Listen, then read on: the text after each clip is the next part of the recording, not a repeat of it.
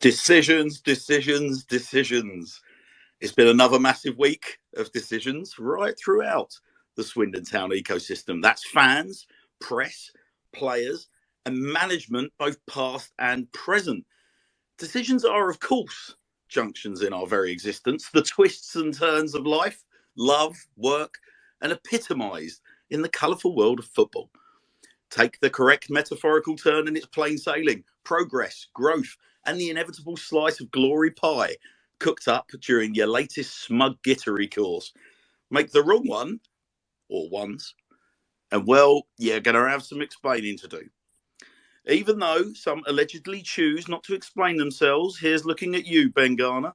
Well, look, selections, January transfer window strategies, addressing the pass or passing versus shooting, quite a week. And the Sir Tom Broadbent Lounge is here for that conversation, let me tell you, ladies and gentlemen. As always, your opinions count. So put your mouth where your keyboards or your tweets have been all week. Hit speaker request, tweet us, or send us a DM. Your best contributions will win the Sir Tom Broadbent Lounge goodie bag, which includes a hoodie, prints, and loads of lovely signed stuff. But listen, dissecting the myriad decisions we've all experienced this week are, of course, Joe, good evening. Evening, mate. I'm not too sure we needed this tonight. We could have had a week off. It's been a quiet one. Yeah, probably could have done, couldn't we? Another quiet week in the wonderful world of Swindon Town Football Club. But listen, more of that in a little while. We're delighted. A long overdue welcome back to The Voice. How are we, Mike? Very well, thank you, Hannahs. I'm very excited for a very spicy episode of the Sir Tom Broadbent Lounge. Oh, the mere sound of your voice, sir. I just feel like I just need your hand reaching across the bar with a pint of Guinness. We've missed you, Mike. Oh, I've missed you too, mate. Glad to be back. I'll go so far as to say I love you, Mike. I love you too, Hannahs, mate. Chris B himself. How are we, pal? Not too bad. Bit cold, but we're all right. Getting there. Yeah. Well, we're going to warm your cockles tonight, Chris B. Let me tell you that. Becoming a very, very frequent visitor to the lounge. I'm delighted to say, almost becoming as much part of the furniture as that yard of ale glass behind the bar itself. Ellis, how are we? I'm very good, thank you. Good evening, people. Going to be in for a good show tonight. Well, yeah, I sincerely hope we are. I'm hoping that we are going to be able to bring on, because he's certainly listening, but we've got Andrew Hawes joining us tonight as well. So all being well, speak of the devil. How are we, Andrew? Oh, God! The perils of a live show. How are we? Andrew? The quote unquote professional doing brilliant work with his mic. Very proud of it all. So, of all of my guests, Andrew, that miss his live cue, we choose the professional broadcaster. Entirely self-inflicted by me as well. So no blame can be attached to the Tom Broadbent Lounge, its subsidiaries and affiliates. That does us nicely. Thank you for restoring people's faith in this glorious organisation. Andrew, you're very welcome. And we're going to have Gabs joining us. He is busy scuttling his way back to Sir Tom Broadbent Lounge Towers as we speak, navigating the ice and so on and such like, as we crack on through a busy night of content. But listen, where to start? Now, I mean, me personally, I quite like the idea of starting with a long overdue grovel. And I couldn't think of a person that's better to dissect this, because I think he would have probably liked to have interviewed him on this very subject, as well as Mr. Andrew Hawes. Andrew, Ben Garner finally lifted the lid on, quote, his difficult decision this week. What was your take on his comments? Well, I've just had a look actually, and it to be blunt, it does appear to be one line in his statement on leaving Charlton, and it a bit more feels like that's about as much time as he gave it. I think I'm not sure it was as a difficult decision as that one line might suggest. So I guess Swindon got a mention, which is good. I feel slightly sorry for Ben Garner, which I know is not going to win me friends and influence people, because I think by nature he's pretty sort of, quiet and introverted and not one to make a big hoo-ha if he leaves the club or not. But some better PR might well have been forthcoming. But ultimately, I don't think he found it too difficult to take that Charlton opportunity when it arrived. Let's put it like that. Well, it's interesting, Andrew. I don't know if you caught the show last week, but we had some nice words pre-prepared for us by the guys over at Charlton Live, and the general sort of take amongst the sort of the considered thinking man's, if there is such a thing, Charlton Athletic supporters group. They were very much of the mindset that they felt that Garner had been kind of hardly dealt with by Sandgaard and family, and that he was almost like he was brought in with a certain vision, and then that vision's changed very quickly, and it sort of left him kind of high and dry. Interesting that they didn't go into a huge amount of kind of detail about the success or otherwise of the lads that he took with him from the county ground to the Valley. But from what I understand, they're all faring sort of, relatively well. I know Woollicott's well thought of. I think the same goes for Egbo and Payne. They were the fans. Interestingly, as someone as you know, I don't live a million miles away from where Charlton are, and I'm certainly pretty close to Crystal Palace. They were all of the mindset, the Palace fans, that he was under a. He was there on a fool's errand from day one, and that his Palace links weren't going to give him any kind of weren't going to give him any slack from the Charlton supporters. But like I say, the Charlton fans have kind of pushed back on that rhetoric and said, no, it's not really the case. The fact is that they would generally like to. They wouldn't have been surprised if he got a few more games. So surprised, Andrew, were you surprised that he went in the end so quickly? I suspect on a purely footballing decision I would be, just on the kind of speed with which Charlton sort of get through managers and change plans, and the general sort of level of respect that they have for that Charlton fans seem to have for their own, and then perhaps less so really. It did feel like it's a long-term project, but you've got to hit the ground running simultaneously, which is, these are two clearly different things, and so I think he probably, it does appear from what the Charlton fans saying generally that there probably was more time that he should have had, but to some extent, if you go to a club and you do your research and you know what the owner's like as a manager, then perhaps you should take that into your account when you get off of the job. What was the general patter like amongst yourself and your colleagues? Obviously, it was the BBC interviewed Scott, and he referenced sort of talking to Ben Garner. I think it was the morning, the evening before, and then the morning off. I think so. Yeah, it was a bit. I thought that was a kind of interesting comment in terms of its timing as well. And I think, unfortunately, it's easy to read into these kind of comments, isn't it? And when. The nature of any kind of like manager going out the door that had a relatively okay record at Swindon Town, it sort of left it open for people to start kind of drawing conclusions. I mean, I've seen a few tweets this week sort of talking about, well, what if Garner was to come back? Would we do a crew? Could you see Lindsay stepping back? I mean, it seemed to leave it open for that kind of conversation. Were there any kind of conclusions being drawn in relation to that comment? Not that I know of. I think it's very difficult for him to come back now, having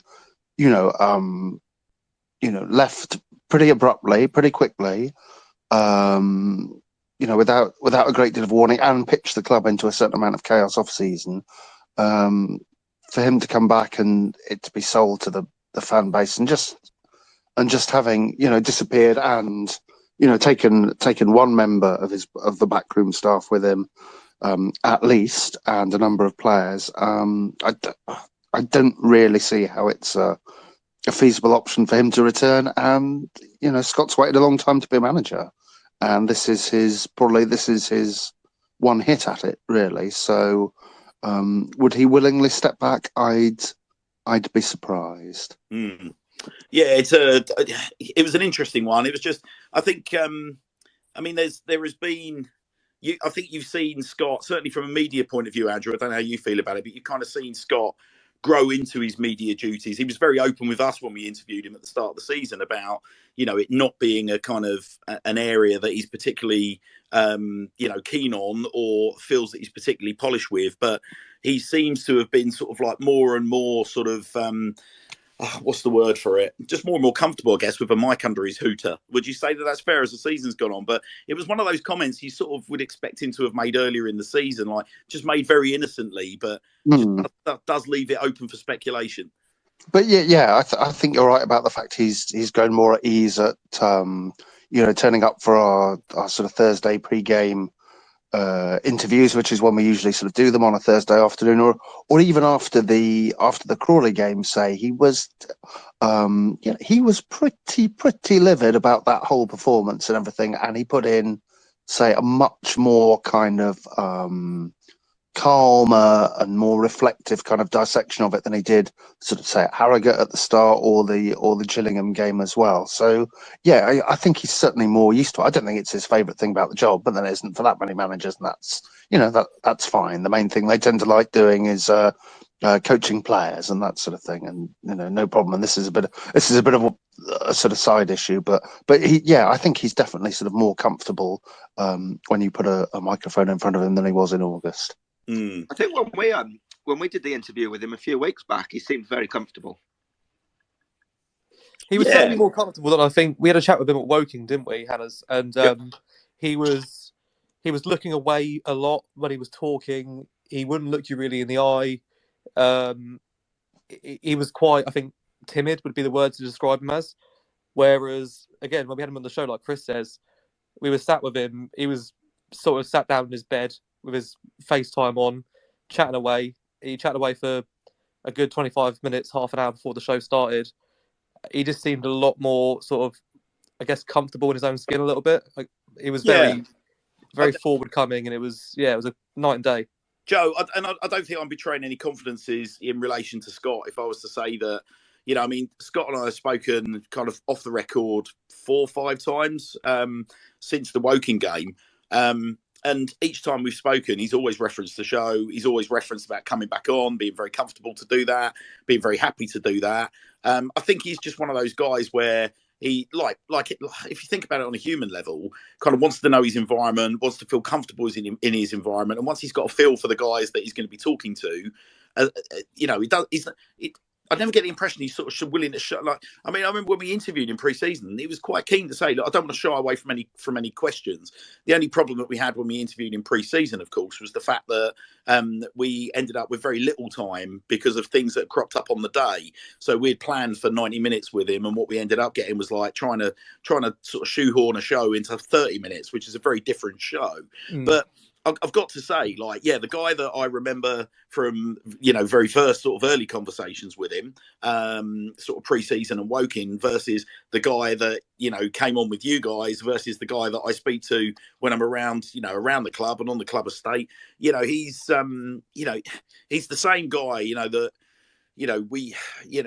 a thoroughly good bloke is I think regardless of anyone's sort of gripes with performances or whatever at the minute, there's pressure. We know there's pressure, but he's a genuinely nice guy, and I honestly do care. I think he cares about Swindon, and that's probably more than I got from Ben Garner last year.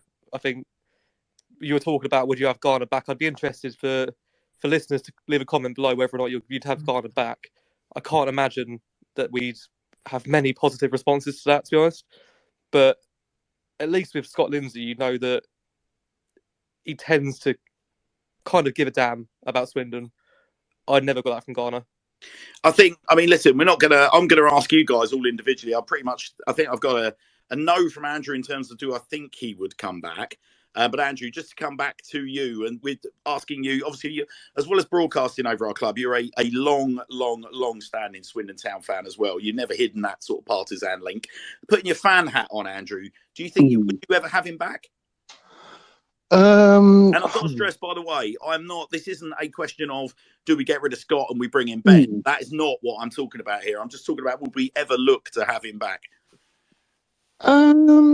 Sometimes pragmatism wins out, doesn't it? I don't think it's a particularly comfortable fit just because he didn't really connect with fans despite the success he had. Like, I think that's part of his nature. For him, the sort of the media and the kind of public side was, I think, or it feels like, close to the bottom of his agenda. That's not a gripe from me, because he'd come on, he'd answer the questions you asked him, and he was fine and he was friendly. So that's not me trying to have some sort of little dig at him or whatever. But has he really sort of got those bonds with the club that makes a kind of return and sort of successful, and to not have people thinking that it's a pragmatic career move again and he'd be out the door ASAP? I don't think so. So I think that makes it difficult from a purely footballing point of view. Yeah, I might do, but there's more to it than that. Yeah, interesting one. All right, so we're going. Fair to say, Andrew, I'm going to stick a no against your voice. Joe, you obviously the last to pipe up from our glorious panel. Where's your thoughts at? Would you have him back at the club? Maybe in 5-10 years it might feel a little less raw. I feel like it was clear that he was kind of at least applying for the Charlton job during the playoffs. You go into the second leg 2-1 up. We don't get promoted. We don't get to Wembley. Was his head there? It's too raw for me at the minute. I think time's a good healer. Di Canio leaving, everyone was broken-hearted. Looking back, would you take him back? Yeah. Welland's the same. Welland's left. Everyone was fuming. Looking back, time's a healer. Would you take him back now? Yeah. Maybe in 5 or 10 years, but not right now. How about you, Chris? I would have to go with no, and very similar to what Joe said there as well. As the way he left, like in the middle of the playoffs, it was quite clear that something was going on while we would have been better off preparing for those 2 massive games against Port Vale. And then once he did leave, and how long it took as well, it's obviously put us behind the 8 ball coming into this season. And he then says he's not going to raid Swindon for players, and then he goes ahead and does it. I just don't think we can viably have him back. Maybe way down the line, 6-7 years, might consider it, but I think it's too raw, and people just remember the way he left more than anything, and so it's a no from me. So we're currently batting 3-0. I can't wait to get the voice. I want to hear the voice again. Come on, hit me, Mike. Where's your head at? Big fat no, unfortunately. As much as I did like some of the football that we played under Garner, I have to echo pretty much what everyone else on the panel has said, especially Andrew. Like, from a footballing point of view, I do still think he's a decent coach, but there is far more to it than that. And especially the fact that he never really properly said goodbye to the fan base. That one just stings. It really does sting. So yeah, no from me. Well, listen, just as I bring Ellis online, I'd love to hear from a few of our listeners tonight. I've got a really, really healthy audience building up tonight, so please do hit speaker request. Dean, thank you ever so much for your tweet. Dean's saying 100% no to a Garner return from him. So thank you for that, Dean. And I would love to see if we can get a few people to come and elaborate on their view, whilst Ellis, you give us your thoughts. So so far we're 4-0 in the against camp. How about you? Well, purely looking at it from the football perspective, yes, I would. Based on sort of, I think he's a good coach, and I think last season at times you played real exciting, real nice football. But sort of overall, as you've all touched on, it would have to be a no, just on the basis of how he left, when he left, like as you've all said. But if I was looking at it from pure footballing sort of eyes, then yeah, I would take him back. Interesting. Okay, well, look, I'll give you my opinion for what it's worth. It's an absolute big fat thumbs down from me, and there's a couple of reasons for that. One, I question just how influential he was on the playing side. To be totally frank, I think we had a a very, very strong leadership group in the dressing room last year. And whilst I think obviously the manager picks the team, sets the team up, I think obviously we had Ben Shawley pulling the strings in terms of signings. I think we've all seen this season just how much we've missed people like Jack Payne. I wasn't at all surprised that McCurdy got a very early red in the season when he didn't have his minder out on the pitch with him. And fundamentally, one of you guys drew the comparison with Wellens, and you know how we feel about Wellens now. I think there is a big difference in my book between him and Wellens and their departures. And rightly or wrongly, the thing that I will always remember Wellens for, and I'm delighted Vic's listening in with us, but whether or not he was sincere with what he said, or whether or not he kind of then contradicted himself sort of within 48 hours of coming on and spending a good portion of time, he at least came on and spent time with Vic and actually explained why he was going, why he felt it was important for him to leave at that time. So a big thumbs down from me. So we've kind of pretty much got, I think we got four and a half, because Ellis has got splinters in his arse. But taking a few tweets, thank you guys for getting in touch.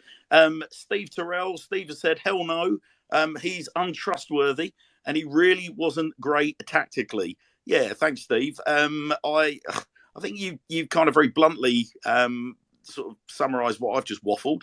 Hannes, on that point, here's a question for you. Yeah. Based on the difference of football we've seen this season from last season, if Ben Garner's in charge right now with the same squad we have, do you think we'll be any different? Do you think we'd be in a different position in the league? Interesting one. I think the quality is actually more spread around amongst a bigger squad this year. We've definitely got a better squad. Yeah. Yeah, I think what we had I think if you take McCurdy was different class. Jack Payne was different class. Towards the end of the season, Manny Egbo came in, again, different class. You'll remember him, for example. I mean, the Walsall game, how good was Manny Egbo at the Walsall game? And Barrow as well. Obviously, Jojo Woolcott's so good that he gets himself on the precipice of a World Cup. So, no, listen, just a big fat no. And also a big fat no from John Saunders. Good evening, Camel Saunders. How are you, pal? John says, nope.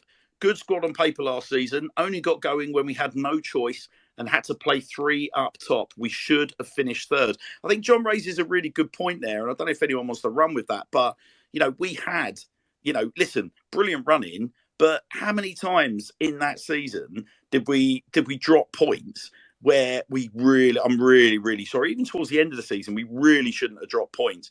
And we were so close, bloody odds on at one stage for the automatics. And for me, we kind of let it slip through our fingers.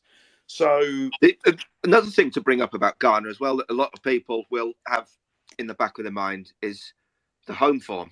It was, for the want of a better word, it was horrendous last season. And essentially, that's what cost us promotion. Yeah. And most fans see it at home, not the brilliant away record. Yeah, totally right. Totally right. Listen, Daz has also been in touch. Hello, Daz. Good evening to you, pal. Daz Smith says, nope, never in a million years. The only loyalty in football is the fans. If he came back, how long before he bogs off again? And listen, it happens, doesn't it? You've only got to look at Luton, and what's happened with Nathan Jones. Came back. He got Luton to, you could argue, the fringes of a contemplating life in the Premier League. Incredible what he's done at Luton, having left them in the lurch to go off and manage Stoke, come back to Luton, done exactly the same again, and now he's buggered off and gone to Southampton. I could 100% totally agree with what you're saying, Daz. Tom's been in touch. Hello, Tom. Scuba Thomas has said, we gave Garner a chance after failing at the gas, and he took the first opportunity to jump ship. How he's been sacked from Charlton is pure justice. Yeah, Tom, I think there's going to be many fans that agree with you, pal. SM1 Insider, good evening to you, pal, says no to Garner for the reasons already stated. It all does always amuse me, though, that those who slagged him off the most last season are the ones upset he didn't say goodbye. Yeah, I agree to a point, SM1 Insider. Agree to a point. I think the interesting thing about that, it's very easy with Twitter as your primary source of information to point that finger. Hey, listen, it's all opinions, SM1 Insider at the end of the day. And like all football fans, well, not all football fans, but many blow in the wind, as is PCM. Good evening to you, pal. Mark says, fans are fickle. We'd have Hoddle back tomorrow for doing nothing worse than Garner. Yeah, see, I don't know, I don't know. I mean, Hannah's, going back to SM1's tweet, I think the trouble with the fans' reaction of Garner leaving is the fact that he literally did not say anything. He buggered off and he didn't say nothing. Yeah, there you go. And, like, even if he just said thank you, goodbye, it's better than nothing. But he said absolutely nothing. And also, if I could add, PCM, there is a big difference between Garner and Hoddle. Hoddle went on to Chelsea, and that is an enormous step up. And not only was it an enormous step up, but he massively achieved, and he actually went on to attract some of the most incredible talent into Chelsea in Ruud Gullit. I mean, like, it's for the younger fans. Like, imagine, I'll never forget the day when I heard that Chelsea was signing Gullit. Because you've got to remember, that's not the Chelsea that you know and you may love or respect or indeed hate at the moment. That was a very, very different Chelsea back then. And to attract Ruud Gullit to come and play for Chelsea would be the equivalent, I'm guessing, of attracting a... God, it's hard. It's sort of hard to sort of... It'd have been quite old then. It'd been like a Modric, wouldn't it? Or a Tony Kroos going to Southampton. It literally... There you go. You've nailed it. It would have been like a Luka Modric going to Southampton, 100%. Which, you know, from one of the biggest clubs as well in Europe, I've got to stress as well. So, you know, wow. I tend not to agree with you, Mark, but I do kind of get your point. Like, you know, listen, and not only did he go on to Chelsea, but then after he made such a success at Chelsea that he got the England job. And that he was very, very unlucky with England in terms of, you know, the big tournament that he took us to, not taking that team on the greater glories. Some would point to the referee, really, as you know, in that game against Argentina, and draw sort of questions as to whether or not we should have progressed. So I think that's the big difference. You know, Garner went to Charlton and has failed miserably within 6 months. Glenn Hoddle kind of did what we all expected Glenn Hoddle to go on and do. You know, so not really, really sure. But look, Pete Hayward's obviously also been in touch. Hello, Pete. Good evening to you. Pete says 100% no to Garner. Would agree with you. Wellens, I think, was true to his word. Totally different circumstances. Garner, a big fat no. JR from the Low Strangers. Hello, Joe. Good evening to you. Joe says no Garner gripes from me, but surprised how quickly he had his head turned after the bruising Rovers appointment. Think he just got a bit aloof. Got a tune out of Harry, though. Yeah, very, very good point. And actually, let's, you know, listen, that's always going to be a point to debate, isn't it? To what extent it was, you know, the dressing room and Jack Payne and people around the club managing Harry, and to what extent it was, you know, Garner and Garner's management, or indeed light touch management, because even if Garner wasn't hands-on with him, that might have been what the boy needed. So, you know, listen, it's an interesting one, but I mean, Joe, you make very, very valid points. Very, very valid points. And yeah, I mean, John's sort of just following up what I said to PCM about different levels, comparing Garner with Glenn Hoddle. I think that is very, very sort of, I think that's a fair comment. And Dean's also saying similar. Come on, Hoddle's was a step to England manager. Garner's was a step towards unemployment. A little brutal there, Dean, but don't mince your words. I mean, that says it all, really. He summed it up perfectly. Yeah, kind of does, doesn't it? And the conversation continues and continues between those guys. So what of those who clamour, says PCM, for Macari's return? He did far worse than Garner, and fans would have him back and not Garner. Right, Mark, now come on, seriously. Now you're talking my golden era. That's when I fell in love with the club. I think the big difference with Lou Macari is Lou Macari took the club from literally the abyss and got us to the fringes of what is now the Premier League, and ultimately built a team that Aussie then took on a step further by purely getting them to get the ball down. Transformational. And also, let's be honest, Lou Macari gets a lot of stick and gets linked to, you know, the dark days of people being arrested at the club and things that happened behind the scenes that ultimately led to us being relegated 2 divisions for illegal payments to players, and, you know, lots of tax irregularities and all this kind of stuff always gets thrown up as part of that fog. I think one of the things that tends to come up in that conversation when you have that conversation in football circles is, come on, everyone was at it. And if you don't believe me, everyone was at it. Well, go back and look at some of the newspapers from the years that followed on, because we weren't the only club that fell foul of the authorities, albeit we were the only club that got dealt with as stiffly as we did. I don't think anybody that... There's no football club, a professional football club in England, that, especially in the 80s, was absolutely squeaky clean. Well, allegedly. But yeah, listen, I mean, it's a valid point, and I'm only echoing the conversations that will take place every Saturday at the Town End if you mention the word Lou Macari and would you have him back. So listen, Mark, you're not going to like me tonight, but I disagree with you strongly on both points. Kieran, good evening, Kieran. Kieran Hart says, I can't believe people would have Wellens back. He's just as bad as Garner, and it was about as much loyalty as a nymphomaniac. A footballing nymphomaniac. I love the idea of Richie Wellens being seen as a footballing nymphomaniac. And Mark's also just bouncing back saying, I've not said I want Garner back for what it's worth. No, you haven't. Don't worry, Mark. I think everyone kind of gets your point. So Tay's 85 has chipped in as well, saying, get a grip, people. Garner in the same breath as Macari, Hoddle, etc. What is going on? What did Garner actually achieve? I don't know. Got us all to go and get drunk in Burslem, Taze, didn't he? I mean, that's an achievement. Getting me out.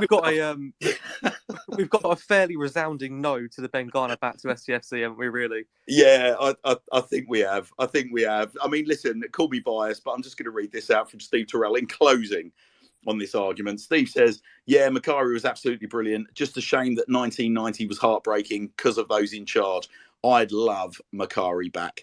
Hey, listen, at the end of the day, Lou Macari's record after Swindon Town was pretty decent as well, let's be honest. He took on the West Ham job in very, very tricky circumstances. But you talk to fans of Stoke and ask Stoke City fans how they feel about Lou Macari. Latterly, Celtic obviously went there as a Celtic legend and it didn't work for him. You could argue he joined Celtic in similar circumstances to West Ham. I'd love to have had him back. And it was brilliant when Lou came back. On the couple of occasions he's been back with his charity hat on, and was indeed my manager the night that we played against Paolo Di Canio's All-Star 11. And I've got to tell you, Lou's passion for Swindon Town Football Club was really, really evident. Fine human being, be under absolutely no illusions. And I would agree with you. Listen, you can't compare what Garner achieved at Swindon Town with Lou Macari's record. And yes, certainly can compare it to someone that went on to, lift Chelsea up into European football and go on and get the England job. I don't think you can draw that comparison. Hello, the Fools Rush In guys have said they completely agree. We grossly underachieved last season. Yeah, I mean, it's an interesting one, isn't it? And I'll just throw this back. Andrew, I wouldn't mind getting an opinion from you on this. As somebody that obviously didn't miss a game last season for obvious reasons, do you believe that we grossly underachieved last season? I'm not sure we did. I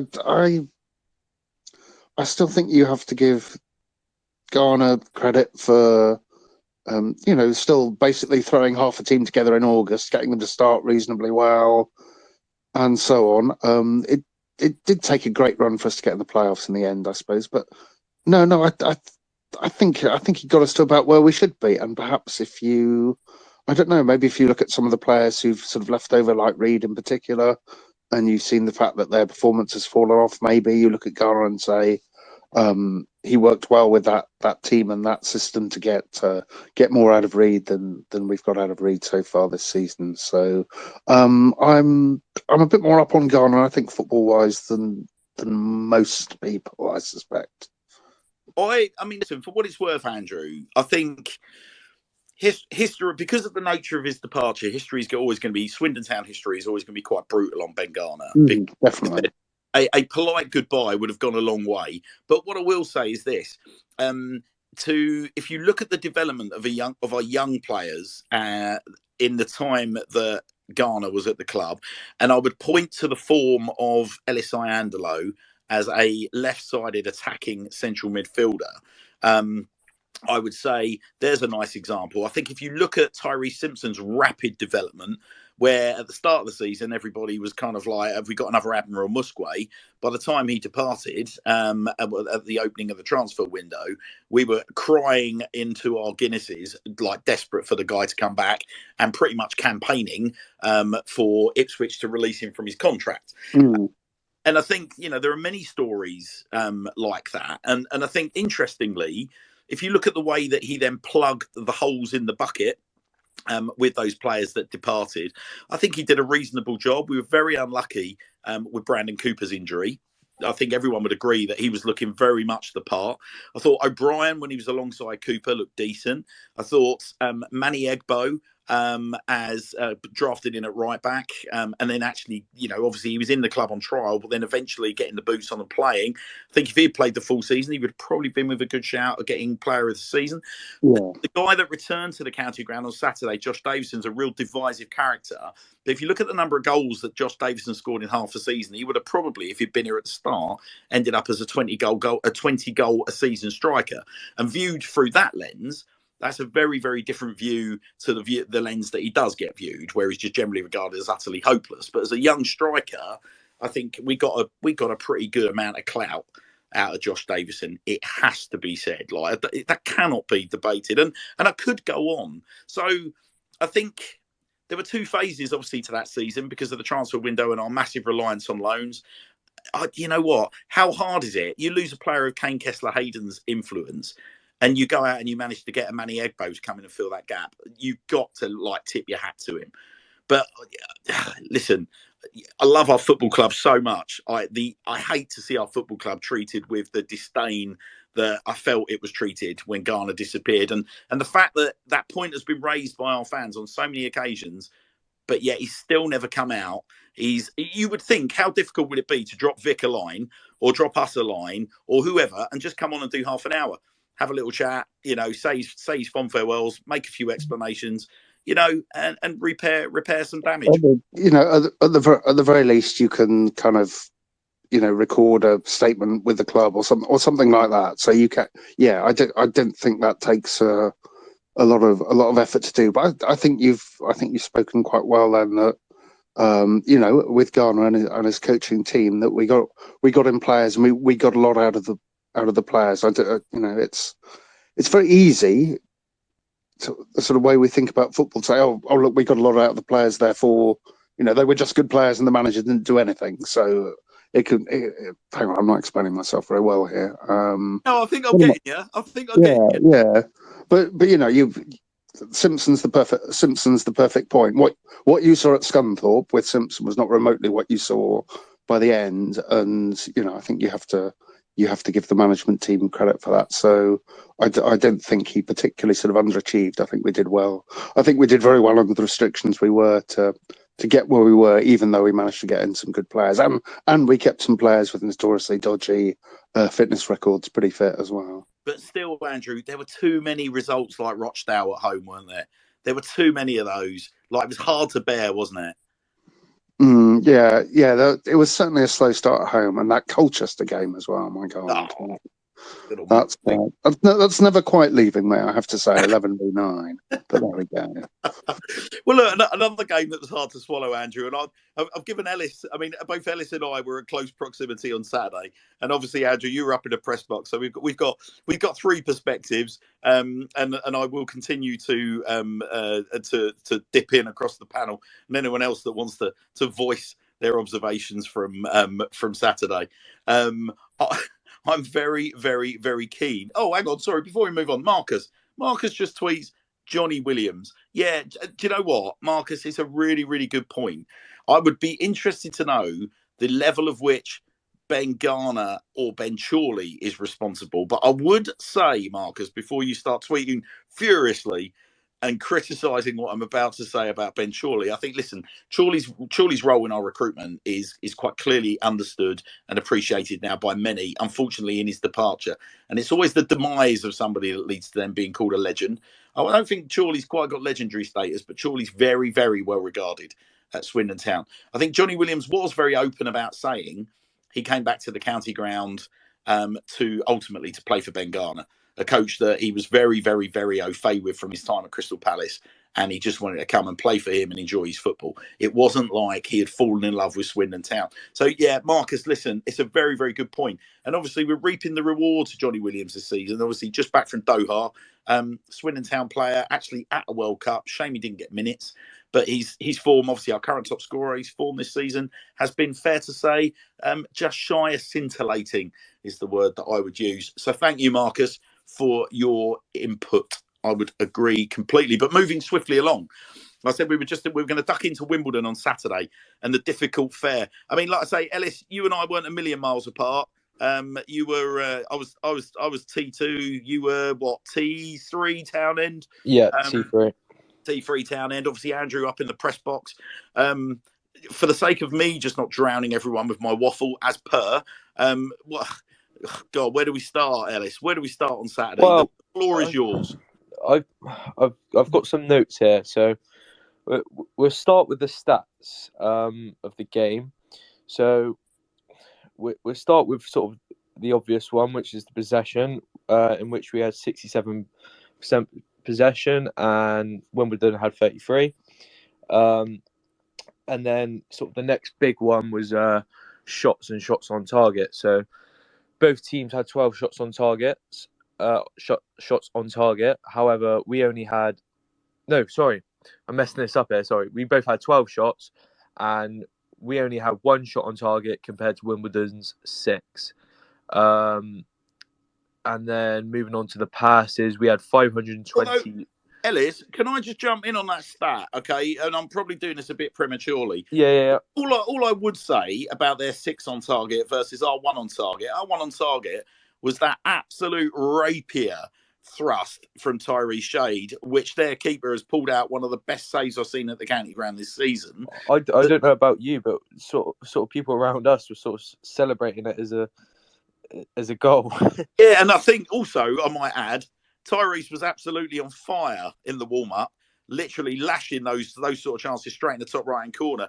And true to form, he got his opportunity in the 90 minutes, and he's absolutely opened that one up. And Zayev, their goalkeeper, pulls an absolute beauty with his right hand, tipping that over the crossbar and away for a corner. So I get that stat. It's just one of their weird ones, isn't it? Yeah, they had 6 shots. Souls ended up getting his hands on the ball 6 times, but we properly worried them with our 1 shot, didn't we? I'm not saying that's a good thing. Yeah. It's worth throwing in there. Well, yeah. I wrote this in the notes as well, but we sort of, although on paper they had more shots on target, I feel like our defence was quite good on Saturday. I feel like they didn't really trouble us at times, really. I don't think anyway. And same can be said with Wimbledon. We didn't really trouble them at all. It was a real sort of boring game. So we had 521 passes and they had 253. So again, just we've seen a lot of it at the county ground this season. So, well, even last season, just a lot of passes, sort of side to side. And I think that was one of the main issues on Saturday. Was we were passing the ball around, and we were getting into into good spaces on the pitch, but we just weren't having that shot, that final product that we needed. It just wasn't coming. I don't know whether that's because players weren't willing to shoot, but we didn't seem to get the ball into the box. We were around the box, but I don't feel like we were in the box that much. I don't know if you felt like that, Hannes. Ellis, listen, I mean, I'll add to that. I think it's a really interesting point you make about the possession around the box, and we'll come on and talk about things like box entries, and we'll come on and talk about the importance of a potentially an experienced number 9, obviously as the show rolls on. But what I will, well, I have no idea. Maybe we can have suggestions. Listen, I would say this: the thing that really struck me on Saturday was, from a goalkeeper's perspective, when I used to play the game, I would always insist on I would beat up my defenders' backsides every time a striker or an attacking midfielder, a midfielder in an attacking position or a fullback got anywhere around a box. If they had the opportunity to get one touch and set themselves for a shot, and one of my players wasn't in a position to at least get something on the ball by way of a block, I'd be want to know why, and I'd be literally screaming at my defenders, and I would always be like literally sort of on them. Now, the weird thing I noticed on Saturday, having that almost like the reason I sit behind the goal at the county ground, and that's always my preferred position, is that that is my preferred perspective on watching football from just my playing days.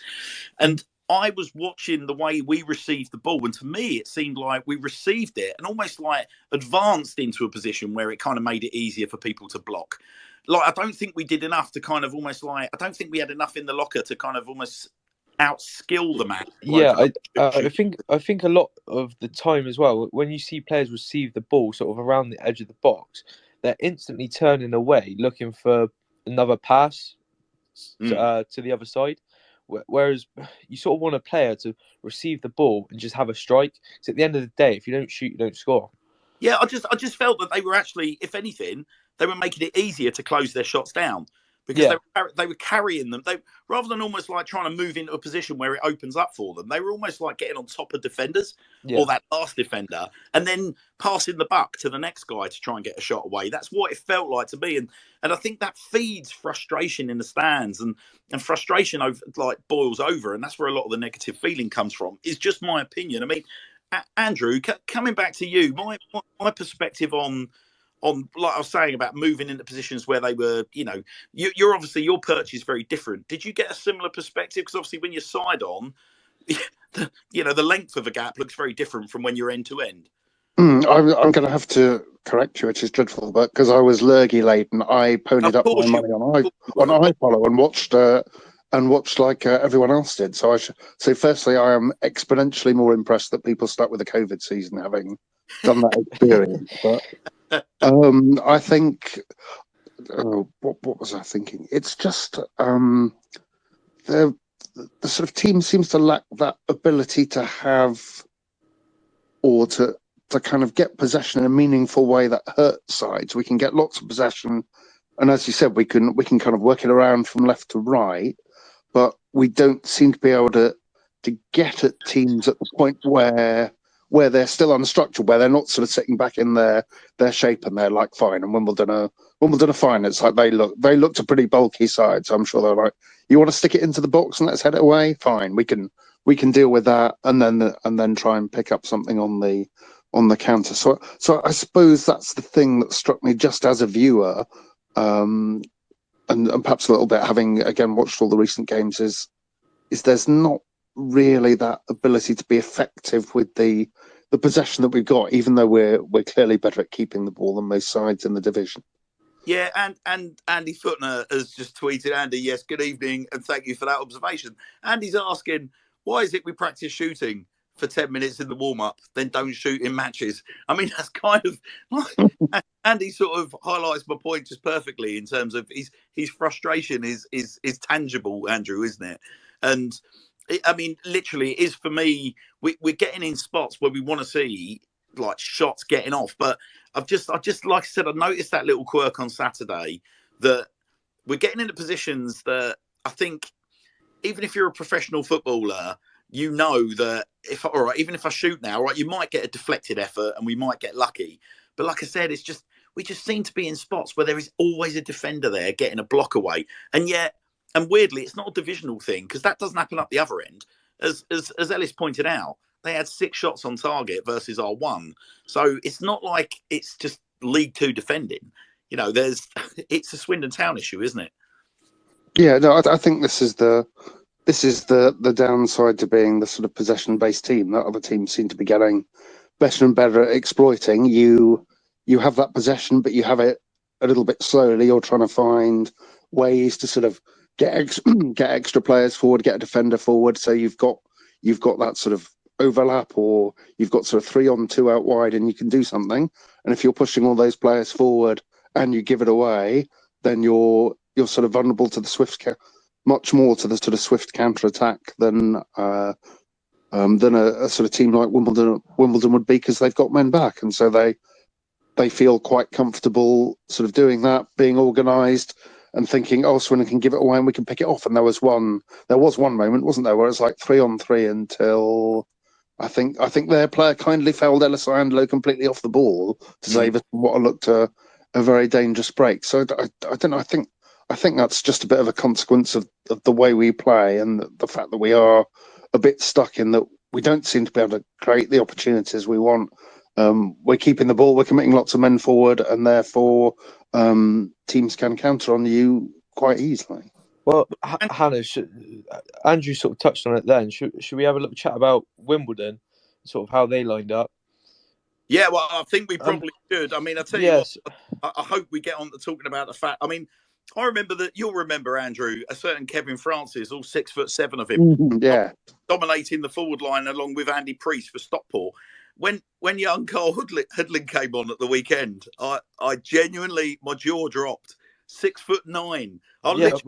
Said, he's a big boy. I wonder if he's pushing Kevin Francis levels, and he was bigger. That was my first line on my notes, was the strike partnership between Carl Hudlin and Josh Davison. Josh Davison was dwarfed. I know. Josh Davison's 6'2", but he looked like a midget compared to him. He did. But yeah, 6'9". That's a tall guy. But one thing that I sort of think that they didn't really play to their strength, really, which is their height. I thought they were going to be putting in sort of high crosses into the box, but they didn't really seem to do that.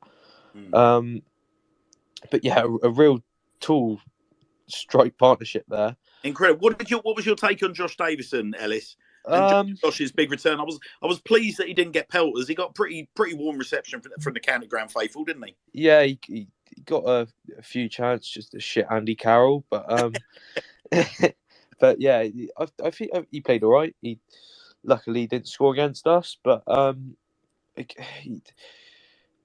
felt like he didn't really have much to do. He actually won a few headers at the top of the pitch as well, which I'm sure would have shocked a few people there. But yeah, I think as a return for him, I think he played all right. He done what he had to do, really, well, apart from score. So you were sorry. I interrupted your stat attack, Ellis, that you were hitting us with, and indeed their lineup. Right. So I said about the passes. So we had 521 passes to their 253. We had an 80% pass accuracy to their 55%. They had 17 fouls, which is quite large compared to our 9. And yeah, so that was sort of it.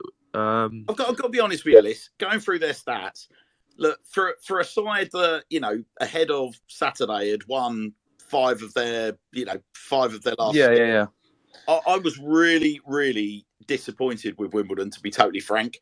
We had a little chat before the game, didn't we? But we both sort of said we could be in for a bit of a spanking, but it didn't really turn out that way, did it?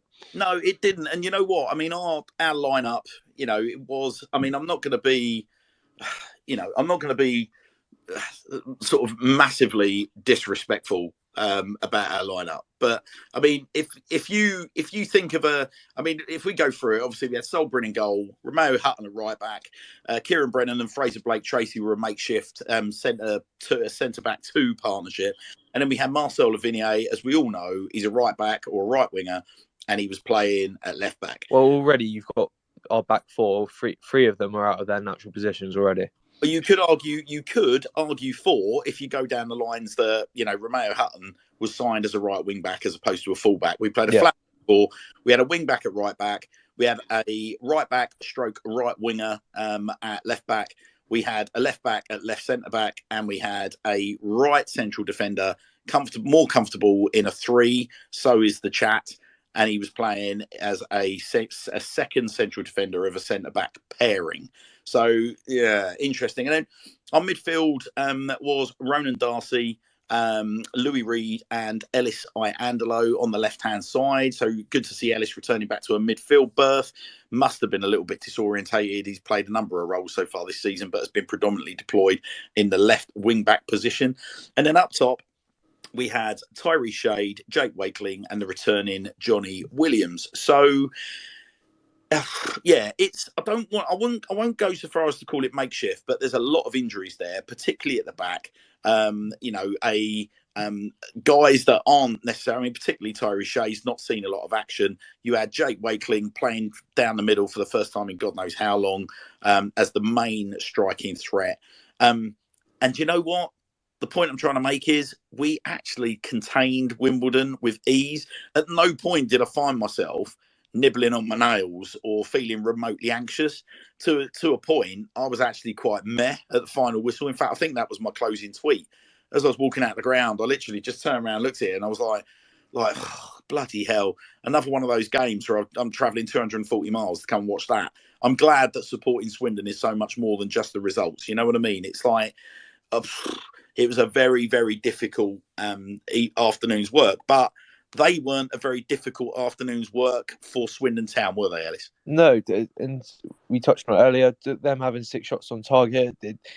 Although they had 6 shots on target, it really didn't feel like it. And considering our back four on Saturday, I think we did contain them well. We did defend quite well. We were just missing that sort of that flair and sort of excitement up front. And can I also just point out, of the 12 shots, I think it was Johnny shaved the. I know obviously one of his shots, my daughter lovingly caught on a goal.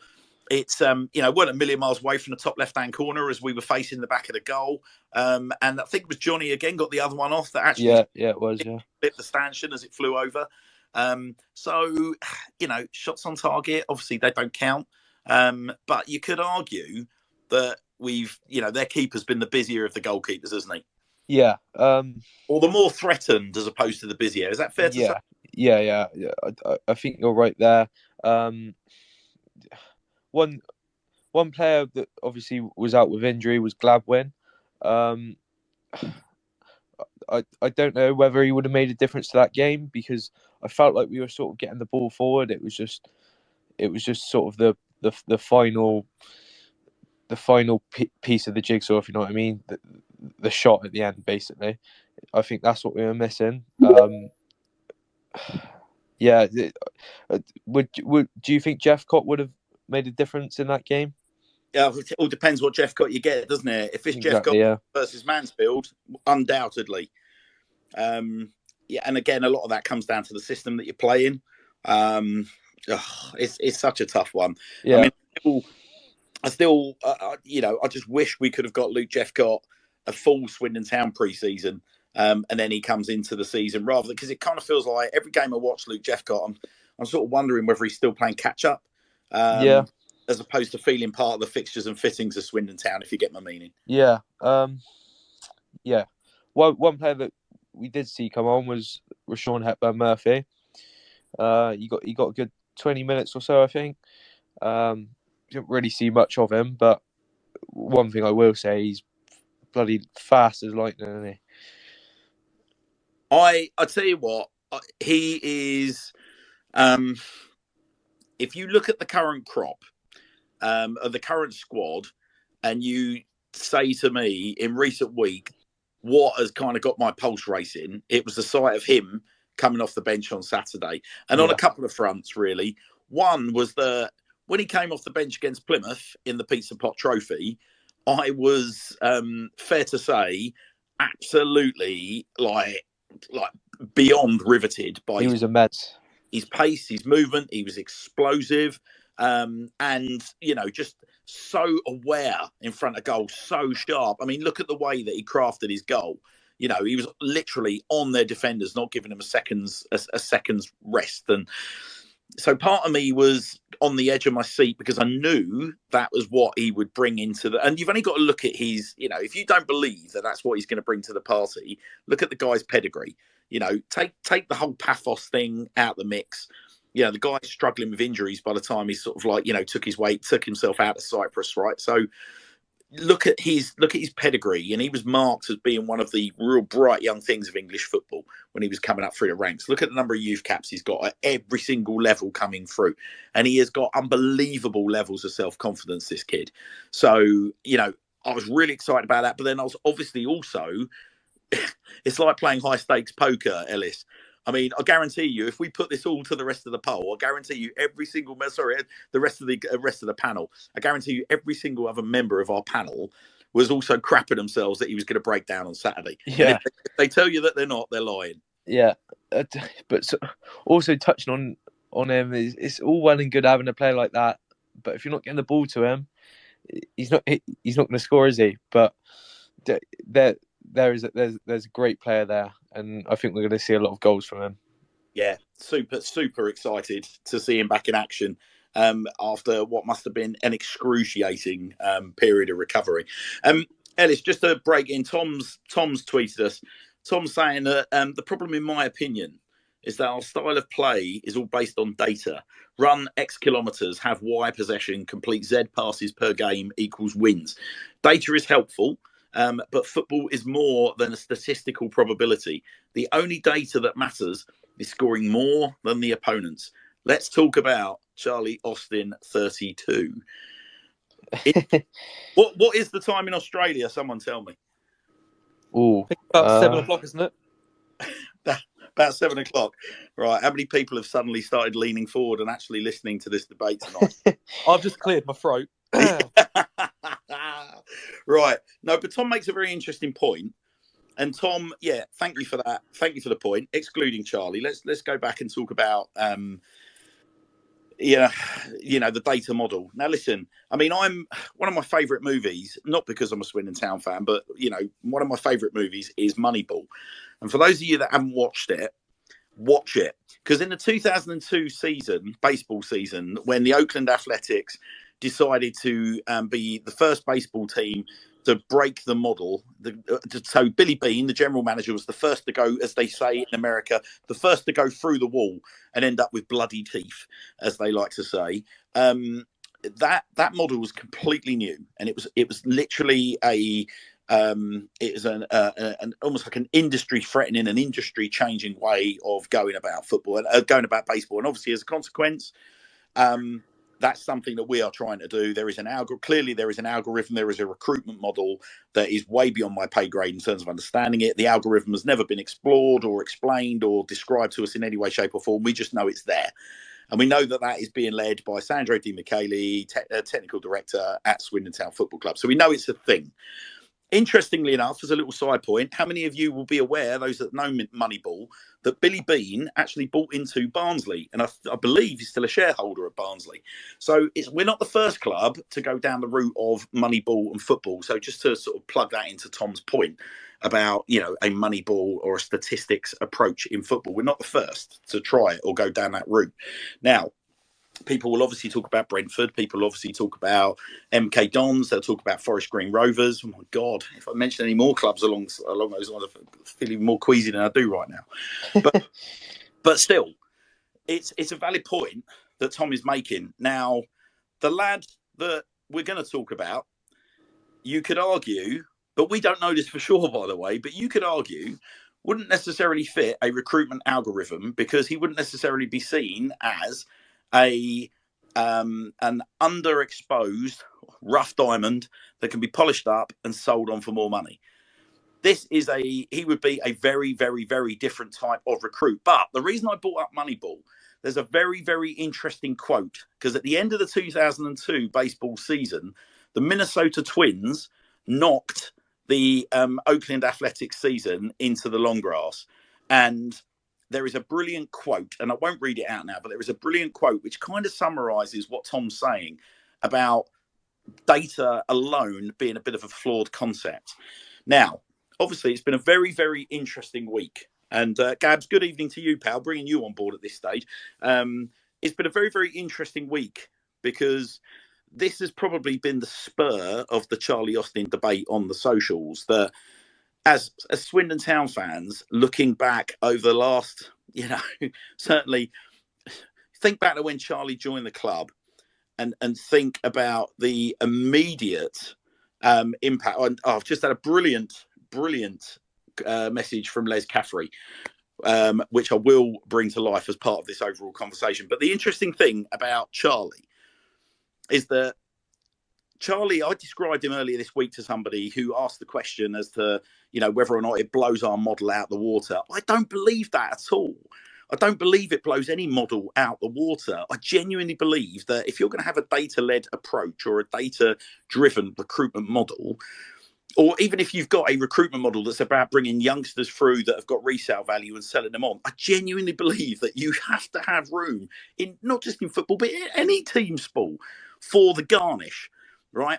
And does Angus MacDonald fit that model? Does Tommy Adeloye fit that model? We've got 30-year-old Angus MacDonald who's played in the Championship for the last God knows how many years. You need, as you say, in squads, you need garnish around your principal recruitment model. Because I couldn't agree more. And I tell you what, Gabs is here. Hello, yeah. What I'd say is, do you think Owen Doyle would have been scouted as data as a potential goal scorer, given his age and given he doesn't really press high and move around the pitch much? Did Owen Doyle make Derek Yates a better footballer? Yes.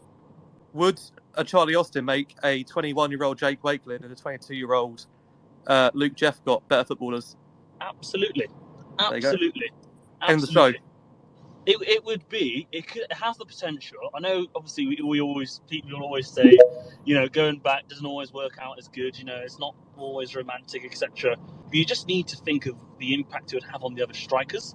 Just having that person who's been there, done that, played at the most elite level of football and scored at that level as well. Been tipped to play for England, and mind you, he's only 33. I know, obviously, it is old when you've been drinking, etc. But Ronaldo, how old's Ronaldo? How old's Messi? I mean, at League Two, a 33-year-old up top, not the worst thing, is it? As you say, Gaz, he's a 33-year-old that's played majority of his career in the Premier League, so he's going to have had some sort of fitness regime, some sort of diet consistently over his career that's kept him in a certain standard of fitness. Can I throw a name at you before we move on from that? Or before I get the opportunity, or before I forget, because I'm getting old and a bit doddery in the brain these days. But Steve Claridge is a classic example of a player that did it at the very, very top level and then played into his very late 30s at a decent level of professional football and was still playing in his 40s at a decent level of non-league football. I'm really, listen, at the end of the day, I'm completely with you. A 33-year-old, and potentially we could get another 6 seasons out of the lad if he wants it. Think about Ricky McFarlane as well, what he's done for Ben Gladwin and Johnny Williams, 2 players that have struggled with fitness. If there's any worries about Charlie, then, Ricky and co, they're the best in the business. Was Charlie's game ever, or has it ever been about pace? No. Thank you. Nope. Always right place, right time. Can I just add another name into the mix, courtesy of Tom, who's just tweeted us about a certain Tommy Mooney. Divisive character, granted, but talk to me about Tommy Mooney. Yep, that's a very fair point as well. Now, listen, obviously he's ended up obviously he left the club under, sort of regrettable circumstances. Probably, in hindsight, wishes he had made a very different decision. But it's also kind of like a relevant conversation to be had about Charlie, and I'll come back to that. But interestingly enough, we've had a tweet from Les Caffrey who says, to the best of his knowledge, Saidu Khan is the only player that's been bought on a data-driven model, and look how that's turned out. Quote direct. And Saidu Khan apparently has League One club circling offering good money. So yeah, I mean it's an interesting point. And thanks for chipping in with that, Les. But the Charlie thing I wanted to go back to, because we'll recall an interview that Charlie did with Vic Morgan that's been doing the rounds as well this week on the socials. Quite a way down the line after he left Swindon Town to join Burnley. And obviously, after his then subsequent move to QPR, we all know Charlie went off to West Bromwich Albion, scored a few goals for them, and enjoys a certain sort of cult status with the Baggies fans. Charlie's interview was interesting because Charlie, lots of people seem to have conveniently forgotten that Charlie left under quite a cloud towards the end of his tenure and the end of his 65 odd games with Swindon Town, 65, 67 if I recall. But people will conveniently forget that when Charlie left the club, there was a transfer request that was made. But it was interesting that Charlie actually came out. I think it's directly relevant to the conversations about Swindon Town at the moment and what's got us all dreaming, because Charlie sort of hinted that there could be a return to Swindon at some stage. And Charlie also made a point of addressing that at the time and said, listen, at the time when he put that request in, he was 21 years of age. And then he interestingly said his agent was only 24. And he said, like, we were just a couple of lads. And effectively, he kind of said, like, he didn't really know what he was doing. But one of his biggest regrets in football was the quote, almost verbatim, I believe this is, that he threw it all back in the Swindon Town fans' faces, like everything he'd achieved in the 18 months prior. He just literally just thrown it all in everyone's faces and just burnt all that goodwill. I think it's fair to say, knowing the character as I do, over the moon, over the years, he's realised that actually his legacy, by and large, is still in pretty fine fettle. A, because I think he's a local lad and he's maintained his links with the club. And there's always been good quality dialogue with certain supporters, one of which I'm hoping is going to be able to come on and bring some of that to life. But I just wanted to just make sure that, I wanted to open that up really and just have that conversation with you guys and draw opinion from the crowd as well. That listen, it's not all sugar coated. Like I said, he had a bit of. I mean, Dean, I'm talking about the elephant in the room. Obviously, Dean, you're listening in, mate. Hopefully, you can hit your speaker request and sort of bring this to life and give me your thoughts, because he did leave under a cloud, Dean, didn't he? But at the same time, if Charlie was to come back, he'd get somewhat of a hero's welcome, wouldn't he? So a lot of water's passed under the bridge. Yeah, you'd hope so, wouldn't you? I just want to. It's a tough one, isn't it? Because obviously, I know you asked me on, because I always say that he's the best striker I've seen at the club, as in natural goal scoring. And I'll only ever talk about the football side of stuff. And when you scored 5 goals at home since September, I think it's a bit of a mad one to not want a striker who would score goals, wouldn't he? And I think things sort of get swept up and people kind of get carried away with, for example, injury records. And, I think I had a quick look yesterday. I think it was 2017 was the last time he played less than 30 games in a season. He was involved in the Championship last year in 38 games, scored 5 in 15 starts. Mm-hmm. And we're not sure whether we, ignore the name Charlie Austin. Sandro said on TalkSport openly that we was in for Will Grigg in the summer. So, okay, why are we not in for Charlie Austin in January then?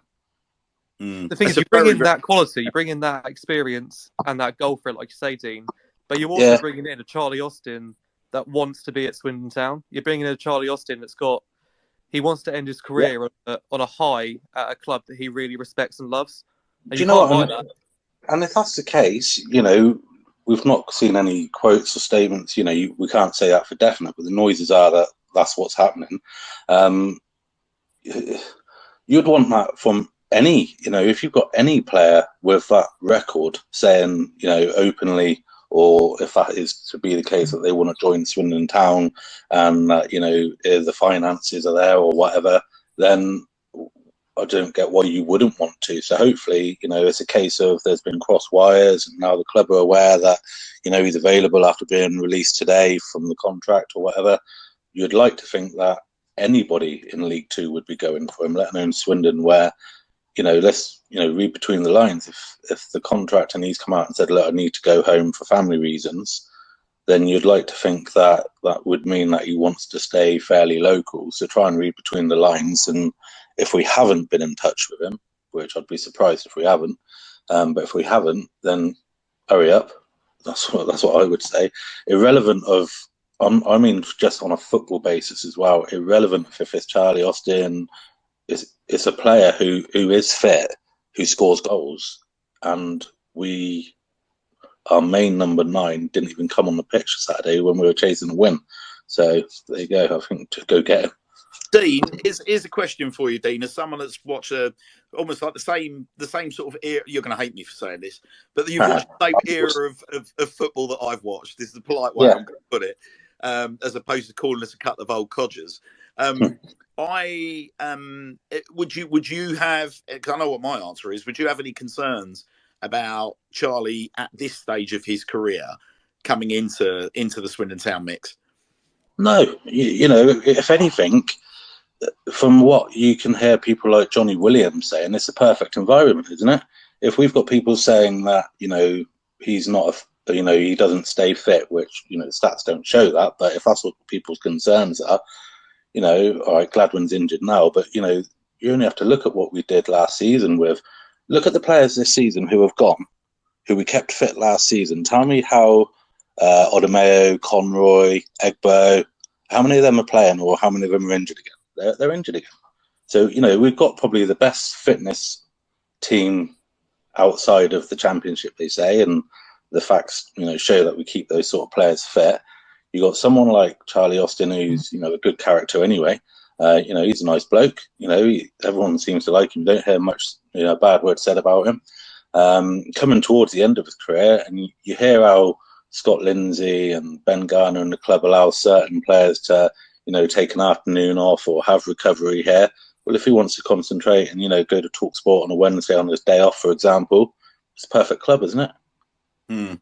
Yeah, straight down the M4 corridor, certainly within easy reach of central London. Straight into Paddington, round on the Bakerloo line, Waterloo, Bob's your uncle, everyone's a winner. Yeah, that's just my thought. And again, I know that we all get a little bit biased because, he's been here before and his goals show that, but he's still scoring goals. Even last year he scored a 1 in 3 starts in the Championship. It's not as if he hasn't scored goals. It's the potential signing is there. The club probably do need to act quickly too, because as you mentioned, Dean, as well, it's not even going to be League Two clubs sniffing around him. You'll have top end League One clubs and bottom end Championship clubs looking at him. Yeah, there's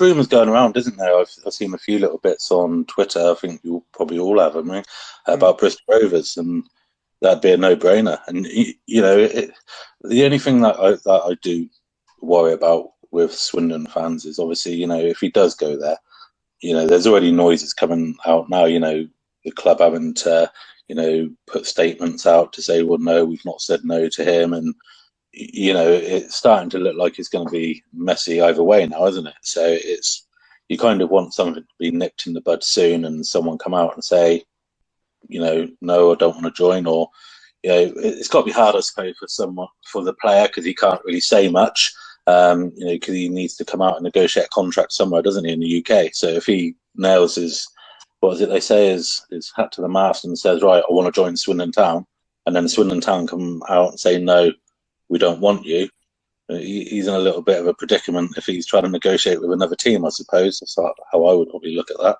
Well, one thing's for sure, Dean, as Josh has just pointed out, somebody's certainly very desperate for him to come and play for Swindon Town. Someone's managed to log on to his Wikipedia page and edit it. And apparently, Charlie Austin is an English professional footballer who plays as a striker for Swindon Town Football Club, and is doing so from 2022 onwards. So, it wouldn't be me because I wouldn't be spelling it right. It'd be all over the place. But yeah, someone's done it. Your point, Dean, and thanks for that, Josh. Said well and truly tongue in cheek, but with a screen grab from Wikipedia. But your point is an interesting one, because even down at Brisbane Roar, he's a 1 in 3 merchant, for them. He's carried on scoring his goals. As you said, this season, he was scoring goals for QPR. He's a guy. I mean, to quote Vic Morgan directly, and Vic, you're always welcome to come on and bring this conversation to life. So I've sent you a speaker request. Vic said to me a good few months back, after he'd interviewed Charlie, that Charlie is the most naturally gifted finisher that he's ever seen in a Swindon Town shirt. Now that's high praise from Vic, a seasoned broadcaster, and a guy that just doesn't miss the football. So he's seen an awful lot of Swindon Town Football Club and commentated over an awful lot. So I mean, Vic, look, the stage is yours. I mean, again, 33 years of age. The idea of Charlie Austin in a First City branded Swindon Town Puma replica shirt, I mean, that must warm your cockles. First and foremost, can I apologise? I've got what Andrew had, I think. So really apologise. I've got the very deep voice. I could do a Carlsberg advert without any problem at all tonight. It's an extraordinary one, isn't it? I mean, I'm not sure where all the rumours came from, and all the rumours came that the club said no. I mean, it's just been madness watching it. I just, for the last couple of days, it's like, what's going on? And I think Dean is absolutely right. It would be nice that somebody from the club might make a comment. But then if you're involved in negotiations, you wouldn't necessarily make comment, would you? So it's a difficult one. I mean, I know there's probably the press conference tomorrow. Andrew may well be going to it, or somebody will be. So I'm sure the question will come up.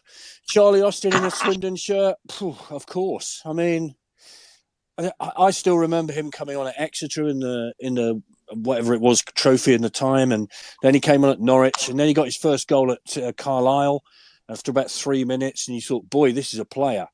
And as Dean said, he said it as well. He is the most naturally gifted forward I've ever seen play for Swindon, without any question at all. And to see him score goals for the town was an absolute joy.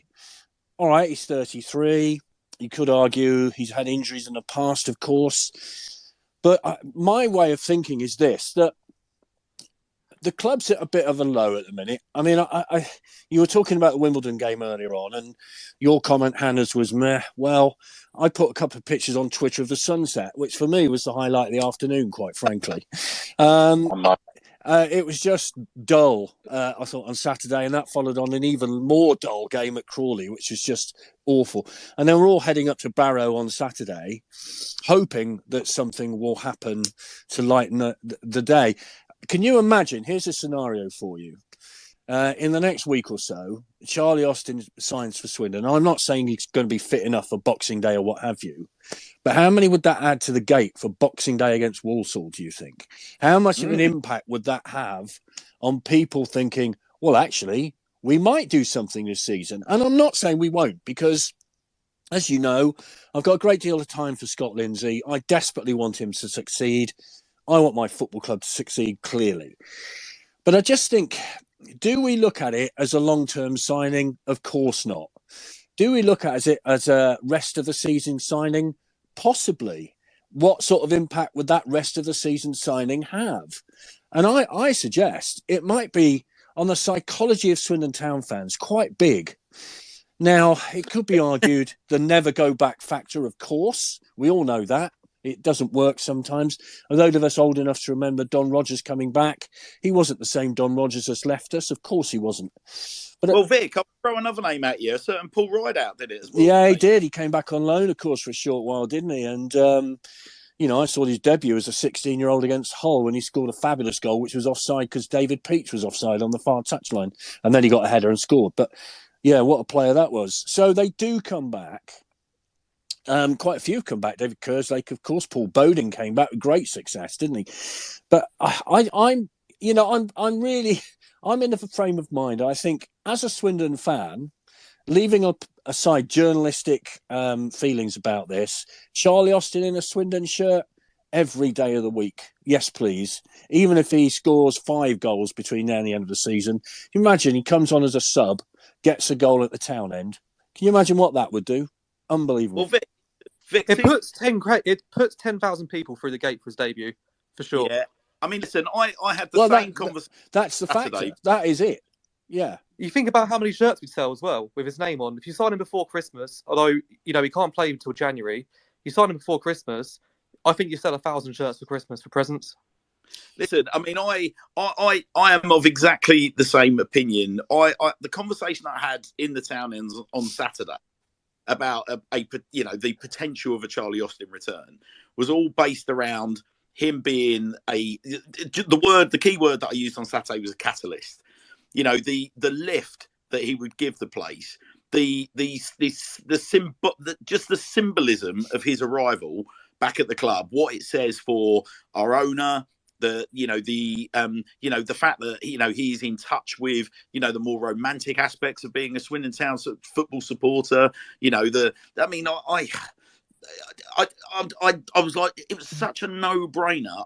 I could literally sort of sit and wax lyrical myself on this one all bloody night, because it's, we don't get a lot of opportunity to dream as Swindon Town fans, do we?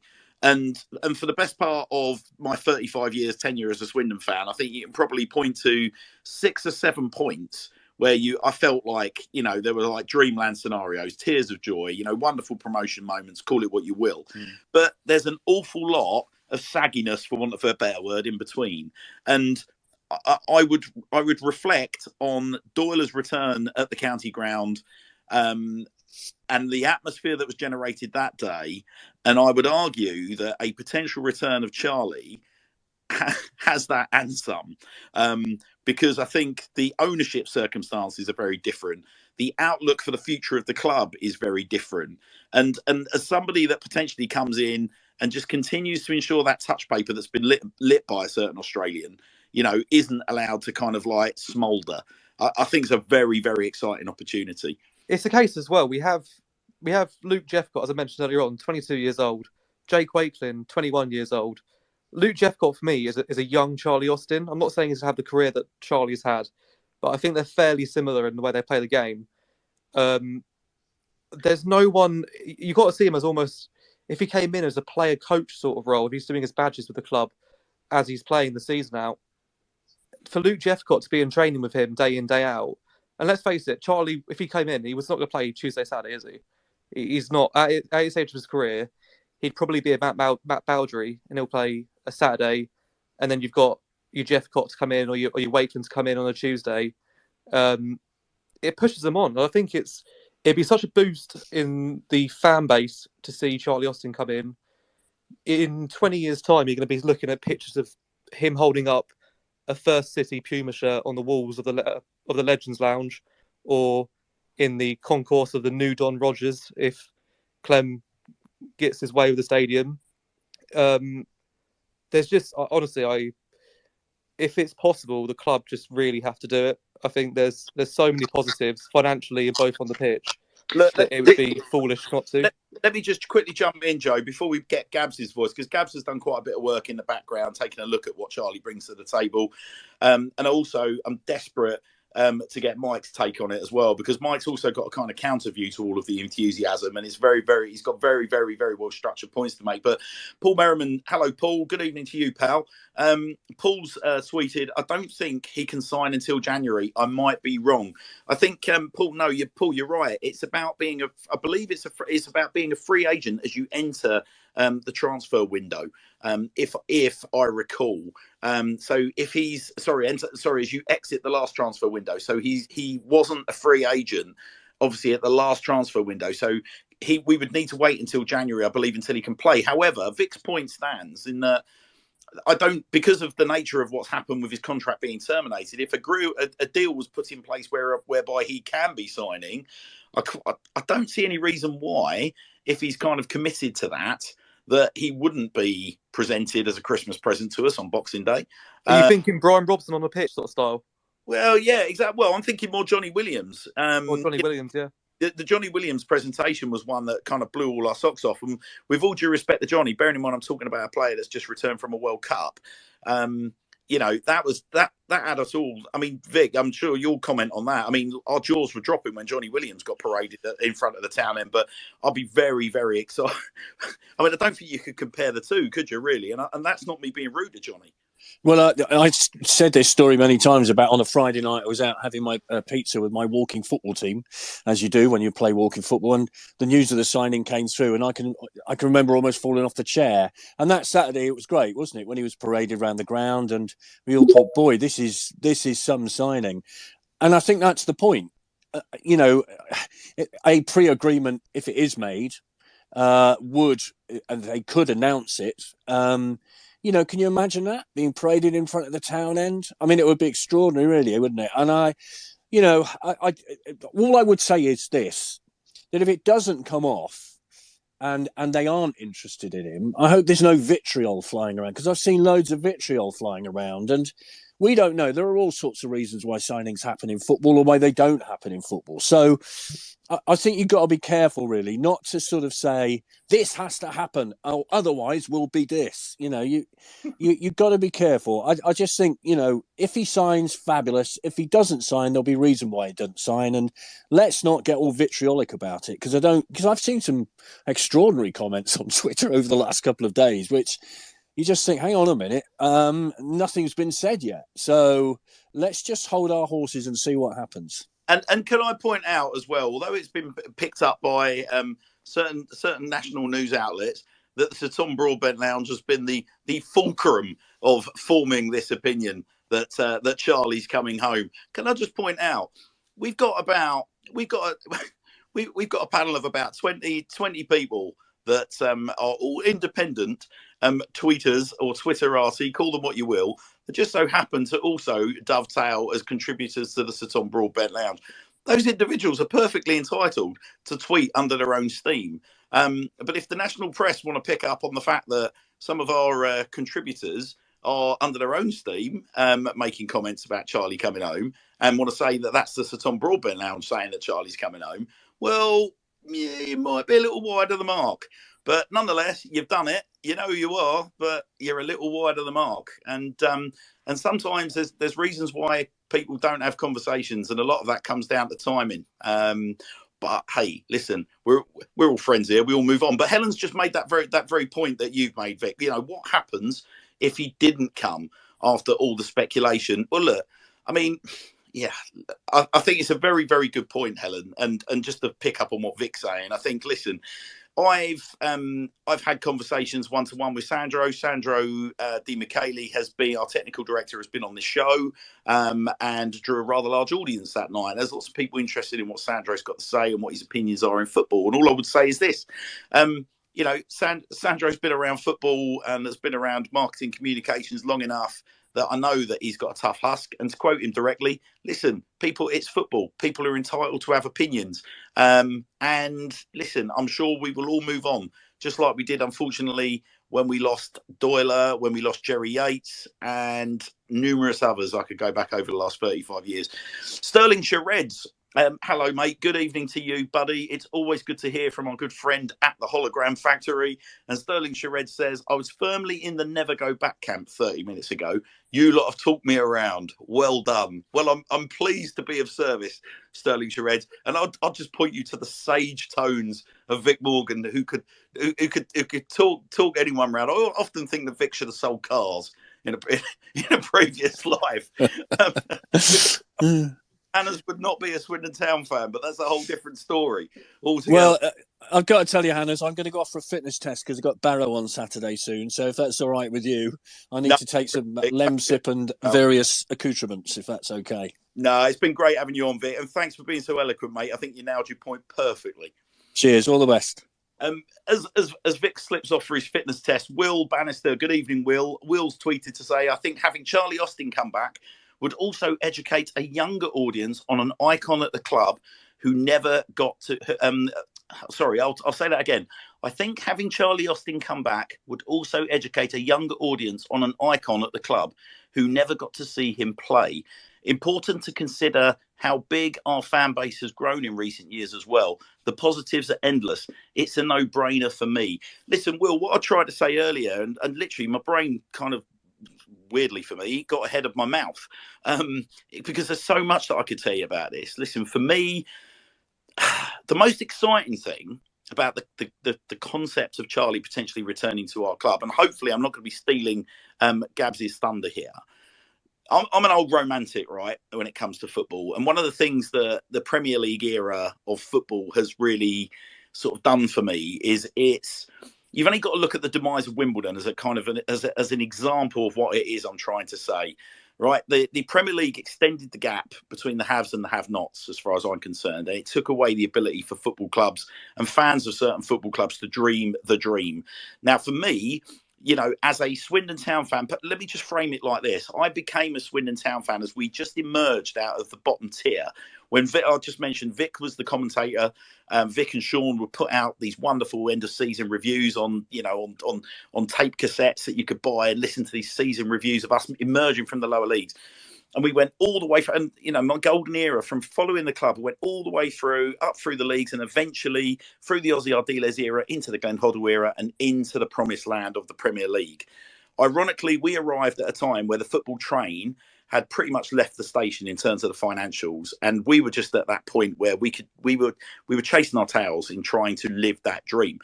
If you rewind 3 years and think about the Swindon Town team under Ozzy Ardiles, they got promoted into what was then Division 1, now the Premier League. Every single Swindon Town fan that you ask, and I don't believe it's rose-tinted, will tell you that was a period of football where we believe we could have probably got into the top flight and sustained ourselves, and then maybe gone on to become something which we never got the chance to go on and become. Now, point about what I'm trying to say is that I fell in love with a form of football where every football fan could have a dream. And if you don't believe me, ask any fan of Wimbledon that was there at the weekend, appreciate under a slightly different guise, the new AFC Wimbledon, but you ask any of those supporters that followed that club from the non-leagues all the way through into what was the Premier League and also won the FA Cup, for goodness sake. Ask them whether or not they dreamed the same dream that they did back in the 80s. And I guarantee you they'll tell you that the dream has changed. Now, this for me is why Charlie Austin signing for Swindon Town is so bloody emotive. And I'll put bloody in block capitals, underlined, bold font. Might even make it Calibri as well if you're lucky. But my point is, Charlie allows us to dream that beautiful dream that, to a point, we've only really got near in the last few years when Michael Doughty signed a 3-year contract extension. And we all know where that ended up going. It just didn't end up working. Now, you know, listen, we are talking, to quote Will directly, we're talking about potentially not just an old striker of ours. We are talking about an icon of a certain era that is coming back to the club with fire in his belly and a point to prove. Like that is more than just like bringing a veteran striker back to the club that once pulled the shirt on. You know, we are talking about a lad that is so, like, he's local. He is Swindon Town. Yeah, he went off and played for QPR and he's got iconic status there. But, you know, we are talking about a lad that is talking about coming back from Australia and coming home. The guy lives just down the road, outskirts of Hungerford. Like the guy's a Wiltshireman, you know. So it's about a dream. It is about the romance of football. Swindon Town, someone so eloquently put it, Matt, on Twitter earlier today. Good evening, Matt. I know you're not listening, but hopefully you're picking up the recording. Matt said earlier today on Twitter, if you're a supporter of Swindon and you're in it for the winning, you're following the wrong club. It's about the experiences. It's about all the stuff around the edges. It's about the community. It's about the bigger picture. It's literally about moments like a Charlie Austin returning to your club are literally like, you get one of these a generation. And by Christ, if we let this one slip through our fingers, well, I'm sorry, but we need a trip to the vet, and that's a one-way ticket. But listen, I'm going to move. I've been talking. My tongue's so dry, I'm going to have a sip of water. But I'm going to bring Gabs on because Gabs has been taking a look at what Charlie brings to the table and what he doesn't bring to the table. So, Gabs, mate, the stage is yours. I hope I've teed you up appropriately. Hello. Good thing you mentioned tea, actually. I've just made myself a cup already. It's cold, isn't it? Blimey. Inside of my car is frozen, so that was fun as well after the pub quiz. But Right, yes, I have some stats. Yeah, Mr. Austin, what would he bring to the table indeed? And then I'm going to ask Mike to tell us what he wouldn't bring to the table. Well, in the top half of the league, only Salford have scored less than us. So as you can see, we are struggling a bit in the goals department. But interestingly, though, despite the fact we've scored one of the second least in the top half, we've taken the most shots in the league. However, our shots on target percentage leaves us 15 out of 24. So you can see really where the issue is. So let's get Mr. Austin to sort out that bit, please. Also, in terms of our playing squad, we are third in the league, third youngest in the league. Only Crewe and Wimbledon have a younger team, and funny enough, our last two home games, which we failed to win. So that would boost that up. But yeah, to be honest, like we've said before, I just think we need a bit of experience. And the worry in the summer was that we were signing kids and that there was no experience around there. There's a bit of experience there, but at the moment it seems to be they're all injured apart from Mr. Williams, who's just got back from Qatar. And Gabs, I mean, to quote the manager directly, we were talking about Crawley. So if I rewind 2 weeks, and we were talking about the absence of Johnny Williams and that experience in the final third, he described it as they were lacking that little bit of guile, that little bit of know-how in the final third.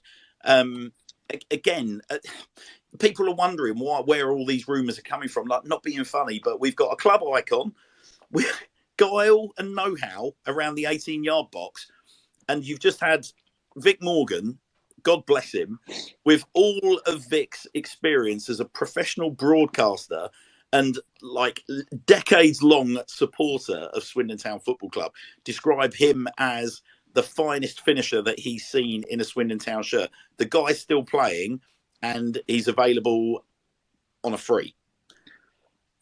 No brainer. And I think for me as well, even like if we be a bit more, get away from the fantasy as such, on Saturday when we needed a goal at 0-0, we took off a striker for a midfielder. Jephcott was injured. I don't know if Adelon is 100% fit. He did play in that Newport match, didn't he? But there might not be trust there from the manager. Surely Austin could bring that trust to come on and get a goal. Let me paint a picture for you, Gabs, and tell me how you feel about this, because there's been some interesting debates about the 12th man and the impact of the crowd on performances, and a lot this season. Our players have come out and they've said we just need the player. We need the fans to stay behind us. We've got great support. We need to keep the fans behind us. Right now, imagine the scene. We are playing against Wimbledon, much like Saturday. We're in front of the town end. It's 0-0. We get a corner in the last 5-10 minutes. Charlie Austin is in and around the 18-yard box, and he gives the town end that little nod, that little wink, or that little kind of pump of a fist in a way that only Charlie Austin could possibly do, whilst he's going about his dark arts in and around the penalty box, getting in people's heads. But Charlie Austin, with his experience, will know how to play a crowd in a kind of almost like a Di Canio-esque manner. You know what, actually? Funny you say that, because I was on about this at work yesterday. I think we lack that completely this season. Someone that can come on and just cheer up the crowd when they go quiet. I think McCurdy was the master of that last season, wasn't he? As soon as the crowd went a bit flat, he'd cheer them up and get them back engaged in the game. I don't feel like there's anyone at the club currently that can just grab the crowd by their bollocks and just go, come on, we need to push on here. We need to push on. Even if it's like something they do on the pitch or if it's cheering up the crowd. I feel like we're lacking that this season.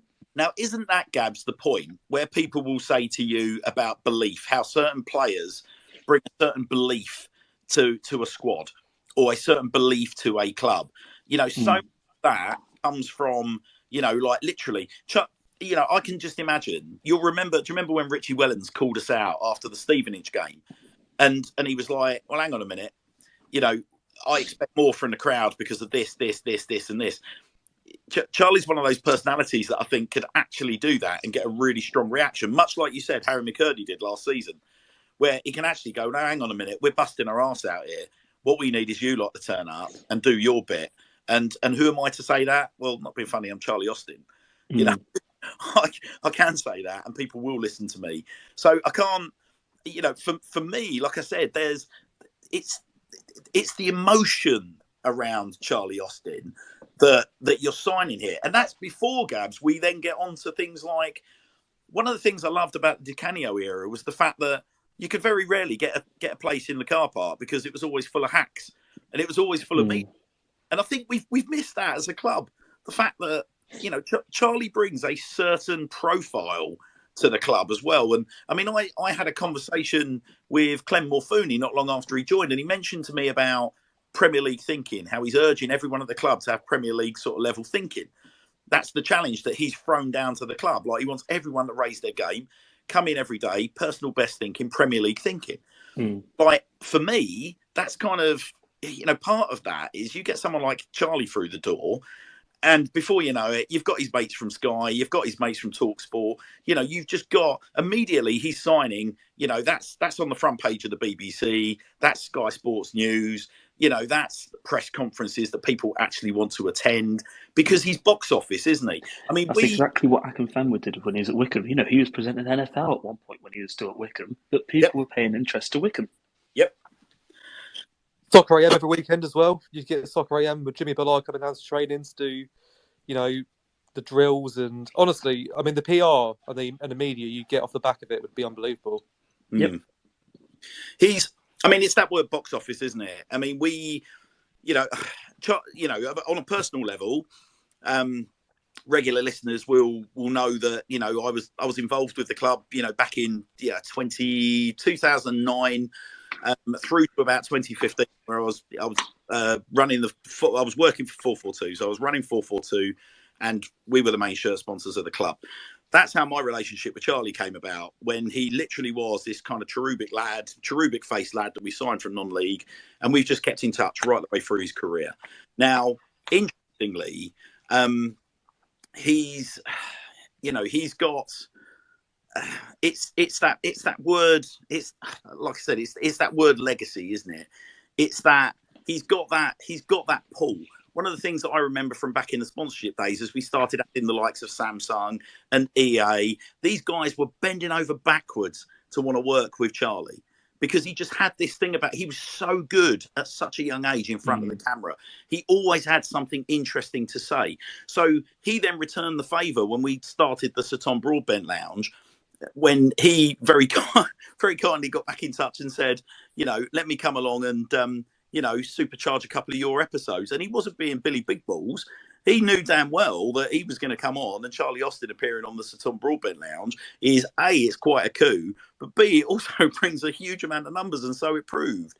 So, and also, was he building bridges ready for his return? Was he, Gabs? Well, was he now? That's the Gabs, don't get me that like that. Come on now. Make me feeling a certain way. Yeah. But listen, I mean, the point's a valid one. Charlie took the Sutton Broadbent Lounge and put us on a different stratosphere in terms of, I can honestly tell you that tangibly the knock-on effect to, Charlie coming on and getting involved was significant. Now, that's a two-way street, because Charlie's then accepted an invitation to come on as like a weekly columnist and keep in touch with the UK and help build the profile of Brisbane Roar and help build the profile of the Australian game.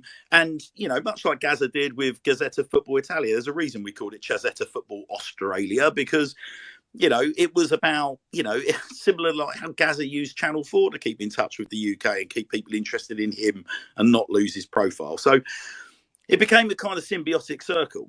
So but the fact remains that the guy is box office, and if we're not talking about our show here, we're talking about the impact of Swindon Town Football Club. If he can have that impact on a fan-led Twitter space, sure as bloody eggs is eggs, the impact on Swindon Town will be significant. And to Joe's point about shirt sales, it's not just Swindon Town fans that are going to buy those shirts. I genuinely believe that you will get fans that have followed Charlie's career from outside of our club that will also buy those shirts, probably overseas fans, but they'll also buy those shirts as well. The lad's got profile. So, yeah, it's exciting. What else you got, Gabs? What else are you thinking in terms of what he brings to the table before I bring Mike on? So, I looked actually at the other end of the pitch, strangely, where I think he could make a bit of a difference. So, have a guess where we are on fouls committed in the league out of the 24. I'm going to say bottom. Close, 22. 22 on fouls committed. I just feel like, like we said about grabbing the game at the scruff of the balls, kind of getting the crowd up for it. So, I know he's 33, but if he just ran about a bit and put his body around, I just feel like that would already raise a bit of belief. Like, right, okay, we're in a battle here. Let's get stuck in a bit more. Well, Gaz, I'll tell you what. 22nd out of 24 is I know it's a young side and all of that, but we're a bit nice, is what. Yeah, it's too nice. It's too nice. And you know what? I mean, that's one thing that Charlie's a very, very nice guy, but on the pitch, definitely got that bit of devil. I mean, you'll remember, Absolutely. Gab, we had the shithousing show on a couple of weeks ago. For those of you that haven't listened to it yet, please do. You'll find it still available on our Twitter feed. So just have a little scan through and have a listen. But we had Charlie and Simon Cox on. And Charlie was talking about the fact that, he goes, I have a few tricks. I'm not going to be telling you what they are because I'll have referees looking out for them. But, for sure, there's a little bit of the dark arts about him. But my sound trauma, good evening, has DM'd us. And he's saying a couple of things here. He said he's really disappointed with the lack of charisma around the club at the moment. He really thought that Gavin Gunning and Angus MacDonald would have bought more. Ruddock had an impact. I guess it's, to your point, if you look at the personalities that he's throwing up there, sort of, grizzly defending individuals. Grizzly is a bit harsh on Angus MacDonald. He's a handsome chap. But I get his point, Gabs, and I think that's in line with what you're saying about, the slightly more, not unpleasant, rascal elements. Is it fair to say, Gabs, we're talking about here? Absolutely, yeah. We need a shit house. We need a shit house. There you go. That's what we're saying. So he certainly brings a shit house factor to the table. Look at Crew. Look at Crew, for example. Crew nailed it, and we didn't have a clue what to do while they were doing the dark arts. Not a clue. I mean, it's an interesting one, isn't it? Because I think we were talking about the positive impacts of Charlie on a home crowd, but. Yeah, imagine Charlie and the positive impacts if you're a Swindon player, a bit like what Crew did to us. You can imagine Charlie doing that in an away game to the home crowd, can't you? Yeah, the pantomime villain, and he's got the broad enough shoulders that he could handle a packed League Two ground getting on his back. That's not going to faze him at all, is it? Not at all. Not at all. Not a jot. Is there anything else, Gabs, that you'd have a little fish around? The only other thing I really looked at was goal scorers this season. Having a look at teams this season in terms of their goal output. Williams, the top goal scorer, was 6. Followed by Wakeland and Jeffcott, both on 5. Other than that, there's not really much going on in terms of goal scorers. Well, some teams, like I think Stevenage have got about 8 or 9 different goal scorers already this season. So it just shows that we need a bit more from people outside of Williams, Jeffcott, and Wakeland. Well, one thing's for sure, Gabs, and I mean, I would feel very, very sure that the one thing that Charlie will expect is a little bit what like Sol Campbell found when he rocked up at Notts County is Charlie will have his card marked from day one, which is good news for sharing the goals around, right? Because if they're going to double up on Charlie in and around the box, that's going to create pockets of space for everybody else. So, listen, it's an interesting one. But there are counter views, Gabs, to some of our enthusiasm. At this point, I'm going to bring Mike on because, Mike, you have been very, very keen to point out a counter view to all the positivity around what Charlie brings to the table. You've got a good handle on some of the more detrimental elements. But, Mike, before you start, Luke has also tweeted us. Luke, good evening, pal. I'm so pleased you tweeted. Luke has said, Austin has scored 7 goals in his last 40 games. That's less than 1 in 5. More of a commercial boost than a goal machine. Luke, I hope and I know you've just tweeted us, so maybe you don't really buy into some of the other points that we're making, and I'm not lampooning you, but I genuinely hope that we've kind of highlighted a lot of the other areas where Charlie would bring. I think Gabs has been really eloquent in terms of highlighting some of the other areas where he brings value. And I think also let's look at the bulk of those 40 games. You know, there is no doubting that there is a certain diminishing return in terms of Charlie's ability to score goals at the upper echelons of the leagues. But I still believe that, you know, you drop Charlie into League Two with all of his know-how and whatnot. I still believe you've got a guy there that is going to be scoring more than 7 goals in the last 40. However, I'll put this to you, Luke, to my point that I just made to Gabs. If Charlie scores 7 goals between now and the end of the season, but our goal return across the team picks up because we are creating more space, I'll go back to my point, Luke, about Wimbledon. If you notice the lack of space that our shooters were creating for themselves because of maybe bad movement or because maybe they were just, everyone was going one-on-one, I don't know. You put Charlie in that mix and then you suddenly got spaces opening up around the 18-yard box because his movement will cause havoc. And I have to stress, Charlie's movement is the best movement I have seen from a centre forward in 35 years of following Swindon Town Football Club. It's not about pace, it's about clever movement and how that opens opportunities. And if you talk to Billy Painter about the impact of Charlie Austin on Billy Painter's career, he will tell you that Charlie's movement opened so many opportunities. But likewise, Billy will probably tell you with a wink and a tongue in his cheek that it was his movement that opened the opportunities for Charlie. But maybe they learn from each other. But Billy doesn't get a move to Leeds without Charlie. Well, I know that's sure. Exactly that. And also, how well did he do at Leeds without a Charlie alongside him? But that's a whole other story. Right, Mike, come on, mate. Let's have it. There is a counter view to all the enthusiasm. And, you know, I'm itching to hear what you've got to say. Thanks, guys. Yeah, I've got to say, I realise I'm putting a massive target on my back here, so please don't try to kill me. But yeah, I just wanted to highlight a few of the sort of counterpoints. And first of all, at the end of the day, Charlie Austin, we don't know what wages he's going to be on, but I'm willing to wager the chances are not going to be super cheap. I mean, you'd like to think that the wages he'd come on wouldn't be at a detriment to the club, but I doubt it's going to be something that's, you know, really ideal for the club. But you know, that's one potential issue. Obviously, I think we've already touched on this earlier, but in terms of value when we're moving on, there's not going to be any value, is there?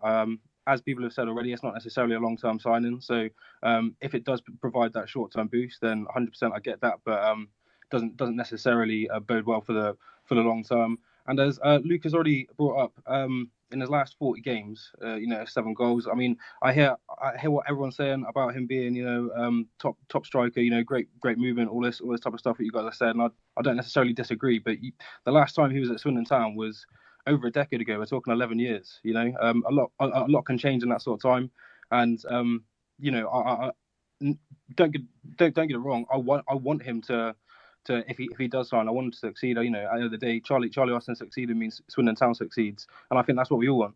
But I have a reasonable doubt. That's what I think it is anyway. I think what my main sort of a concern is just that everyone seems to believe that it's a guarantee, and I just wanted to sort of, I don't know, inject that slice of realism in it and say that at the end of the day it is a belief, and like people believe very strongly, and like they've got their reasons to, and some people got very very strong reasons. But from a personal point of view, I would just say that his goal return in his last 40 games is not necessarily something that's very very encouraging. Mike, sorry, what was your first point? So I've got you the recent goals return, I've got resale value. What was your very first point? Wages. Yeah. Okay. There's one thing to add to that. With that goal return, I'm interested to know how many of those were starts. Because if say he's got 40 appearances and 20 of them have been 10 minutes, it weights it slightly the other way. That was. Yeah. I'm not 100% sure how many of those would be full 90 minutes, how many of those would be, cameos, that kind of thing. But those are the stats that I have access to. And admittedly, there was a spell in at QPR. He did get 8 goals in 21 games, and that's a very decent return at a decent level. But season before that, I think it was 2 seasons at West Brom, 10 goals in 39 games. Season before that, he was with Southampton for a good 3 years, 71 games, 16 goals. So, I just want to provide that sort of counterbalance. To me, and I know a lot of people, you're going to find this opinion probably quite distasteful, but I just feel like some of the predictions about Charlie Austin coming back, and especially the commercial boost, people saying it's going to provide this massive financial boost, I do think it will provide a boost, but stuff like 1,000 shirts by Christmas, where's that number come from? That's just been I'm not sure. Yeah, admittedly, that is off the top of my head, to be fair, but I'm just trying to say, obviously, if you announce a signing, what better for a Swindon Town fan or a youngster than having an Austin shirt for Christmas? Do you know what I mean? It's the sort of thing, it's a prime time to sell shirts. 100%. And I don't disagree. It will provide a commercial boost, but stuff like fans of other clubs buying Charlie Austin shirts, I think that's a bit of a reach. Same thing with Sky Sports coming to the county ground to cover Charlie Austin's return. I think we'll get headlines. I think there'll be a few articles, but Sky Sports really going to roll out the cameras for League Two Swindon Town Charlie Austin returning. It's not Ronaldo to United. It's League Two football, and I get it. We have that level of excitement as a fan base, and I hate being the guy to try and counter that. That's not what I'm about. I love the excitement. I love it when there's a good atmosphere at the county ground. I want to improve that as well, but I just feel like we could be setting ourselves up for disappointment if we're delirious about it. You know what I mean? Yeah, well, Chris Holt comes down here every week anyway, doesn't he? Yeah, well, it's one of those things as well. We've had a really dour last few weeks. I mean, the fan base has been borderline toxic. I just think it's one of those things. It's a massive shot in the arm, and even if it's nostalgia, it's a real uplift in mood. And I'm fully on the camp of on the pitch. He really helps the team out. I think he helps the side out. I think he improves our players, which will ultimately increase their value in our younger players, especially going forward. Joe, let me interject, right? Because I think that there is a much bigger problem that goes back much further than I mean, if again, Dean's still with us. If Dean wants to jump in, support or deny what I'm going to say here, then it'd be interesting to get his view. But something really bad and something really seismic happened to Swindon Town, particularly in the Steve McMahon era. There, the divisions that were caused by the way that McMahon's tenure came to an end was it's very, very hard to explain, articulate, but essentially from that era onwards, there has been this very, very cynical, septic, kind of very bordering on defeatism, sort of feel amongst our fan base, we're never a step away from the next kick in the nuts.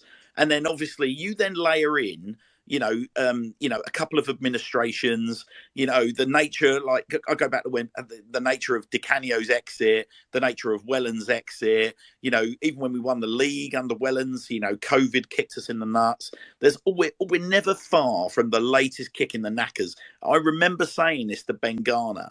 Ben Garner in pre-season, I was lucky enough to bump into Ben Garner, and I spoke to him I said, listen, just for my 2 pence worth, if you get off to a slow start, you're going to find that our fan base turns, and it can get septic very, very quickly. But I just tried to explain to him where that comes from. I said, if you got that level of empathy and you can understand that and you can tap into that, you might be able to manage that, see how you go kind of thing. And, listen, what do I know? He obviously didn't listen to me, but that was my motivation. Now, this is the thing about, if you now look at the Clem Morfuni era, I think there are so many supporters that believe with Clem, if something's too good to be true, it usually is. And they're just waiting for the next false dawn to occur. We're just waiting for it to happen, right? So now this is where I think things get really, really interesting with the Charlie Austin sort of, dream, because one of the things that I think it does is it blows a lot of what I've just tried to articulate completely out the water, because not only have you got an owner who off the pitch has cleared the best part of £4 million worth of debt, although I heard on Saturday it's more like 6 million, but irrespective, a huge amount of debt for a club of our level. And that's a matter of public record now. Like, he has done that. There is no denying that. Like, that is there. It's in the figures. It's there for anyone to interrogate. We're a stone's throw away from the purchase of our own ground, which everybody understands just by looking down the road of that mob at the Medeski, what a big thing that's going to be. However, football fans, whilst that's all very nice and good, what we really want is, on a Saturday, we want to be entertained. We want to dream again, right? If I genuinely believe Clem Morfuni could have pulled on two particular strings to deliver what it is I'm trying to articulate. One of them is Paolo Di Canio. The other one is Charlie Austin. I genuinely believe that those are the two strings that Clem Morfuni could pull to show Swindon Town supporters that as an owner of our club, he gets it, he gets us, he gets the club, he understands what makes us tick. He wants to take us on a journey. He wants us to dream. He knows you get Swindon Town fans dreaming. You got 40,000 fans turning up at Wembley. We're a town of 250,000 people, 300,000 people now, I think. That's a lot of people. You get that volume of people dreaming, that's an awful lot of till ringing at the county ground. That is a thriving business. And we have shown over the last couple of seasons, we're not far away from filling the bloody ground time after time after time. We're not far from doing it. So I guess what I'm trying to sort of say is there is a reason, Joe. I don't just believe it's about Port Vale and the last few underachievements. This goes right the way back to the mid-90s, and it's never been consistently successfully addressed. And I don't believe that there is a single owner of our football club that has made an effort to pull on a string quite like Clem could choose to pull on a string like Charlie Austin. And that's why I think it's such a huge opportunity. Huge opportunity. There are a couple of other things that I'm going to sort of touch on. I'm not going to take your points, Mike, and be disrespectful and like knock them all away. But I do think there's a counter argument to all of your points. And I think you've made them really articulate. And I think if Charlie was on right now, what is the time, by the way, Joe, in Australia at the moment? 8 o'clock, 8:05. Rightio. So, Mike, I think if Charlie was on now, he'd accept that and he'd debate those with you. I think the really exciting thing that we've talked about is the impact of Charlie beyond the pitch, and talk about coaching, right? I just wanted to say something about Charlie that I recall from my time as shirt sponsor of the club, right? I remember being at Beversbrook, and Paul Caddis would quite happily come on and support this point. I've never seen a striker apply himself to training quite like I saw Charlie applying himself at Beversbrook. And by that, I mean, every time Charlie scored a goal, you would see him working really hard on his movement, his positioning, really, really being super hard on himself. But every time Charlie would score a goal on the training ground, he would celebrate like he was in front of the town end. Like he would go bananas. And I put this to Paul Caddis, and Cads said on the show a few weeks ago, we brought it to life on the show, and Cads was saying, yeah, you're absolutely right. And he believes that it's something that is almost lost in the modern game. That's Charlie's got that certain something about him that if he could pass that on to Jake Wakelin, Luke Jeffcott, players that quite clearly have got that ability, you know, you never know the impact he might have on a Tommy Adaloy, for example, who in most fans' eyes is struggling a bit at the moment. I'm particularly excited about the impact that Charlie Austin could have on a Tyree Shade, who's got pace to burn, has got a hell of a shot on him, but his positioning is something, if he's going to be played as a striker, he's not quite, nowhere near the Charlie Austin standard. So for me, the coaching thing is what really gets me excited, Mike. You know, it's about, I think Charlie coming to Swindon Town is quite clearly going to be, there has to be a legacy. So, and you've only got to look at what Lee Peacock's sort of doing and the role that he's had. And Peaks and Charlie have, you know, are friends. You know, I could see the same kind of thing unfolding. I don't think Charlie would come back to us and then end up playing for someone else like Mark Walters. Mark Walters came and played for us. I thought we'd be his last club, and he ended up having another 3 or 4 years at Bristol Rovers and other clubs, and that was a real shame. But anyway, look, I'm not going to waffle. sorry, Mike, I didn't mean to cut you off, but you said about wages, you said about resale value, you said his recent goal returns, and you said you don't think it's a sure thing that it's going to happen based on those things. Yeah. Was there anything else that you would add? Just one sort of last thing, and this is something that I want to touch on as well. And before I sort of close with my comments as well, I just want to get the record straight. I'm not saying I'm not dead set against this idea. There's no way we can take him back. It's just for me personally, like I said, I've got what I would consider reasonable doubt, and I no one likes being that sort of attempting to be realistic voice, and sort of like bringing the mood down, and that's one of the reasons why I haven't shouted out about on social media. I've just sort of quietly posted my opinion. But the last sort of point is that one of the people have criticised the team for a lot of different things this season, and rightfully so. There have been some really poor performances this season, but one thing that I do see is that we don't create enough. And I know Gab was reading earlier. We miss a lot of chances, and that is true. But I also think the quality of chances that we create isn't great. And we've definitely been missing someone like Jack Payne.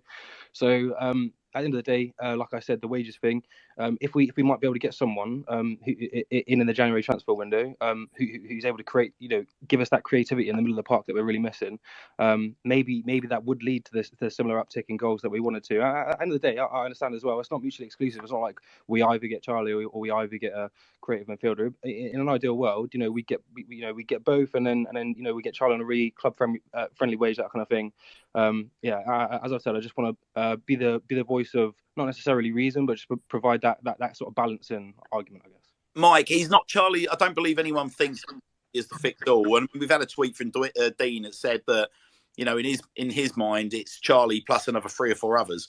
And I was going to say that as well. It's not we don't just need Charlie. We need a good few others and probably a bit of a clear out too. Now, one of you good guys, I'm sure, did some work on box entries. Obviously, that was a big talk from the manager at the weekend.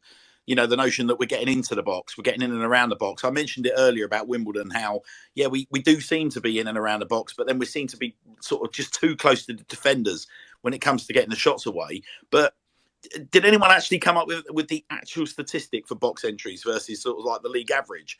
Because I think, I've got to be honest with you, the suggestions seem to be, if I recall from the weekend, that our box level entries are actually quite high versus the league average. Now, if that is the case, I'll just go back to my points about Charlie and his movement.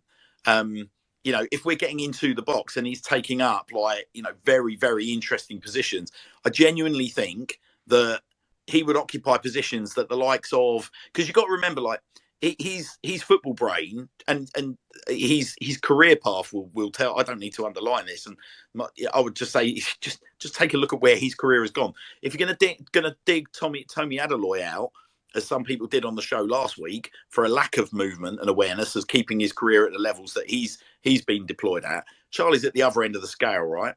I kind of believe that we've got players in Gladwin, in Johnny Williams, that will be able to connect with him in the box. And I think some of Gladwin played with Austin before.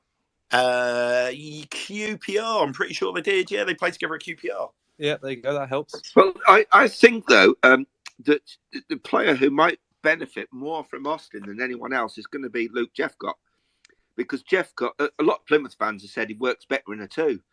And I think and playing alongside Austin, he can learn so much from him and will benefit from Austin's movement, because he's pulling defenders away. So it gives Jeffcott more opportunity to go into those spaces. And obviously, we've got Jake Wakelin's very raw at the moment. And how much can he learn? Those 2 players would learn so much from Charlie Austin. Chris, I know that football's moved on a bit since obviously the 90s, late 80s, early 90s. But I mean, I'll just throw a partnership at you. You'll remember obviously Steve White and Duncan Shearer. There you had 2 footballers that were very, very effective around the 18-yard box. And they played brilliantly together as a strike partnership. I would also suggest, maybe not as necessarily relevant, but that Dave Mitchell, Craig Maskell, again, players that really came to life in an 18-yard box. Now, I'm with you, mate. I think there's no reason why. And I think if you saw the piece that Joe Acklam did, I'm sure it was Joe, around Jeffcott's movement in the Mansfield game. If you've got in the way he did against Mansfield, and you've got Charlie occupying defenders at the 18-yard box, I'm not. Wow, that's manna from heaven, right? Yeah, but and as well as going back to those, Duncan Shearer is the best striker I've ever seen in the history of football. But that's an argument for another day.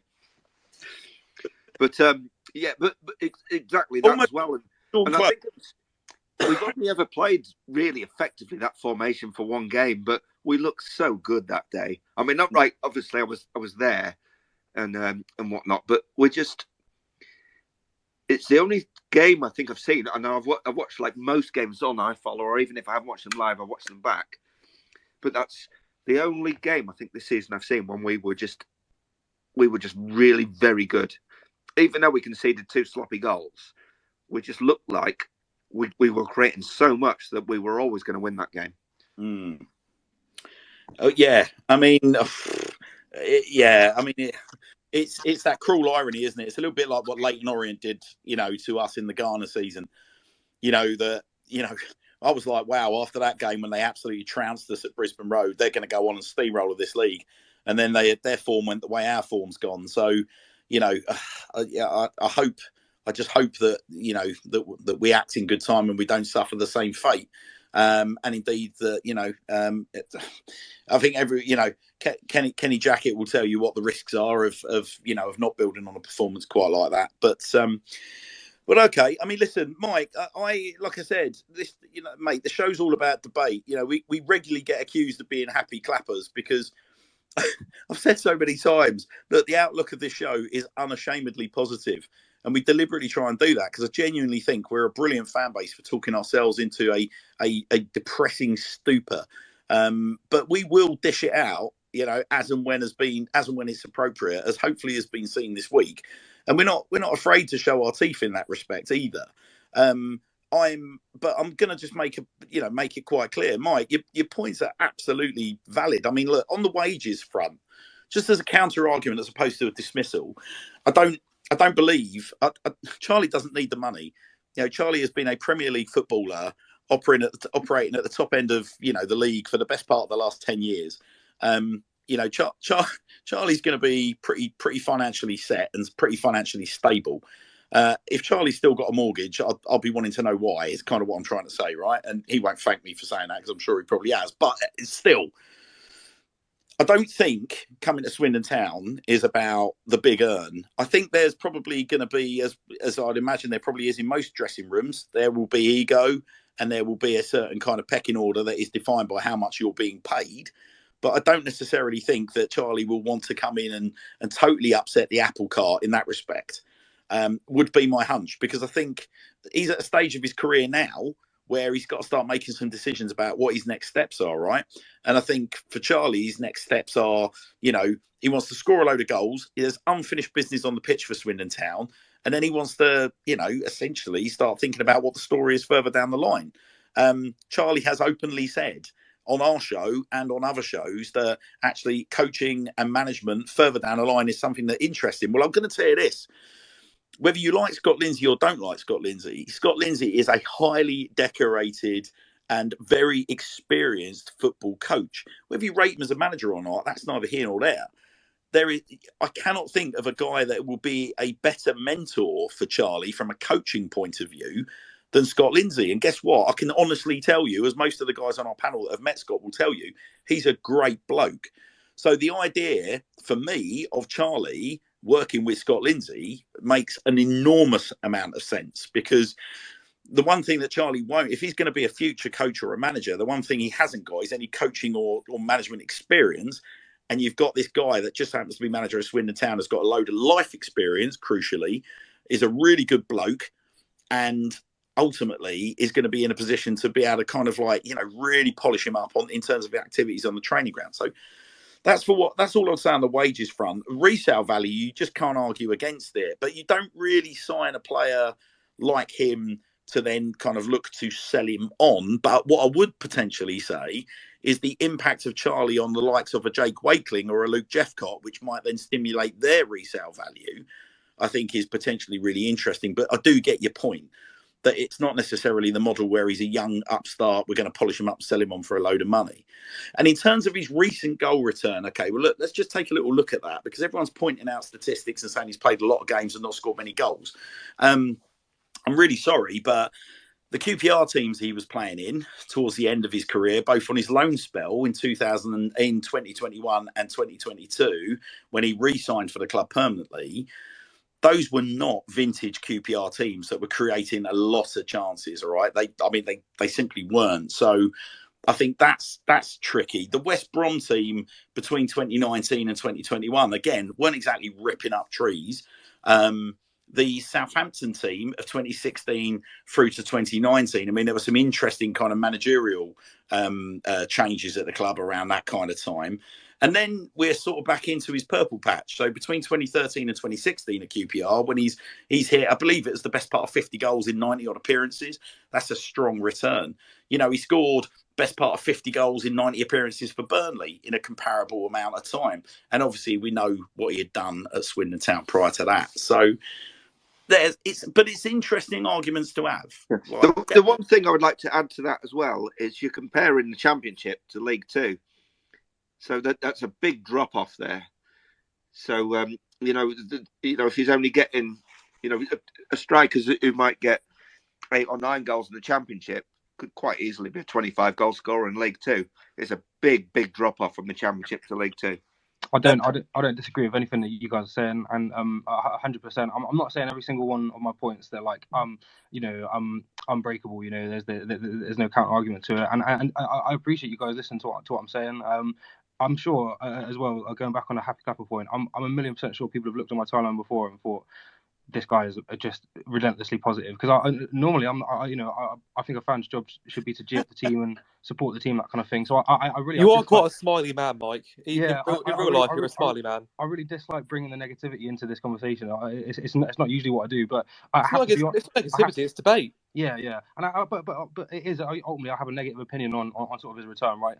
But the truth is I'm just expressing my genuine opinion, and I've seen some like negativity online and people saying, oh, you must be an idiot, basically, if you think he's it's a bad idea, that kind of thing. I'm not saying 100% it's a bad idea. All I'm saying, I've got a few drawbacks or concerns, and I completely I'll take on board that there's no guarantee that they'll be proven right either. There's every chance that, if we do sign him, he'll come back, bang loads of goals, and I'll have a load of egg on my face, and I'll tweet out an apology. But it's just I have those concerns, especially about when we're geeing him up to sort of be this god who's going to come back and then bang in like 20 in the second half of the season. Mike, listen, you wouldn't be. Listen, I mean, from my perspective, there are risks in anything that you do in life. I mean, if we try and, just off the top of my head, right, when I think about Charlie, and I try and think about some of the things that have popped up in the media over the last couple of years, right? Let's start with Brisbane Roar. I mean, there's obviously the video that went viral of him tearing into his Australian teammates, which seemed to ruffle a few feathers. Me personally, I kind of watched that and thought it's no different to what you see in most dressing rooms around the country. But whether that was seen as being, this kind of, Charlie Big Banana's pom that's kind of pitched up down in Australia, telling them basically how the game should be played. And, I believe one of his teammates pushed back and said, well, you should be in the box, like scoring the goals, like not telling us how to defend or something along those lines. So, but I think that has caused a certain amount of kind of consternation in relation to, what's he going to be like in our dressing room? I will say this, an ex-teammate of Charlie's contacted me this week and said, look, he is one of those kind of, one of those personalities historically where, it would lead him to believe that if he was to come back now at this stage of his career, that you almost kind of, you have him and the captain working in tandem where they're running the dressing room. And that takes a certain kind of confidence in a manager to allow that to happen, right? You guys run the dressing room. Personally, I'm pretty sure we've got that kind of culture at Swindon Town anyway, because I remember the conversations around Ben Garner was that, the likes of Jack Payne ran the dressing room and Dion Conroy ran the dressing room. So I think that kind of happens anyway. And I can't help but think a bloke that's got the level of experience that he's had, where the guys ended up in England squads, I cannot help but think that's got to be a positive, right? If you're a young pro or a League Two pro, a job in League Two pro, I kind of think that's a positive thing. So I think that's the first thing. I think, there are people that, claim to have experience of, Charlie misbehaving in his younger years in and around Swindon, and then casting aspersions as to, what the risk might be of Charlie coming back into Swindon as an older man now. But I think the clue there is you are talking about a bloke that, you know, has got kids, you know, and he's settled down and he's well into his 30s. And we're talking about a mature man now. You know, if I recounted all of my misbehaviours when I was in my 20s to my kids, I think they'd be absolutely bloody horrified. But you get the point. Like, you know, we're not talking about the same person. We're talking about someone that's got a lot of life experience under his belt, as well as a lot of football miles. But I can still see the risk. You know, I can understand why people might want to flag that as a risk. Then you've got injury. You know, when Charlie was with us, you know, there were issues, you know, around Charlie's body letting him down at times, and by all accounts that cost him a move to Hull, because people thought that, you know, that move shouldn't have happened at the time because of those kind of physical issues. So there is always going to be, you know, those kind of risks. But I just think life is about calculated risks, and I think if you balance all the positives that we've talked tonight up against the negatives, you know, I cannot see beyond this being an absolute no-brainer. So yeah, but Mike, I take on board everything you're saying, but sorry mate, you're just wrong. No, not a joke. I jest. All right, I'm gonna spit in your Guinness, Hannah's. Yeah, Hannah's isn't getting any decent Guinness now for the next 6 months, is he? Right. Okay, but listen, what's the time in Australia, Joe? I googled it because I got it wrong last time. I believe it is Whereabouts? Brisbane, 24 minutes past 9. Okay, right. Well, let's move on.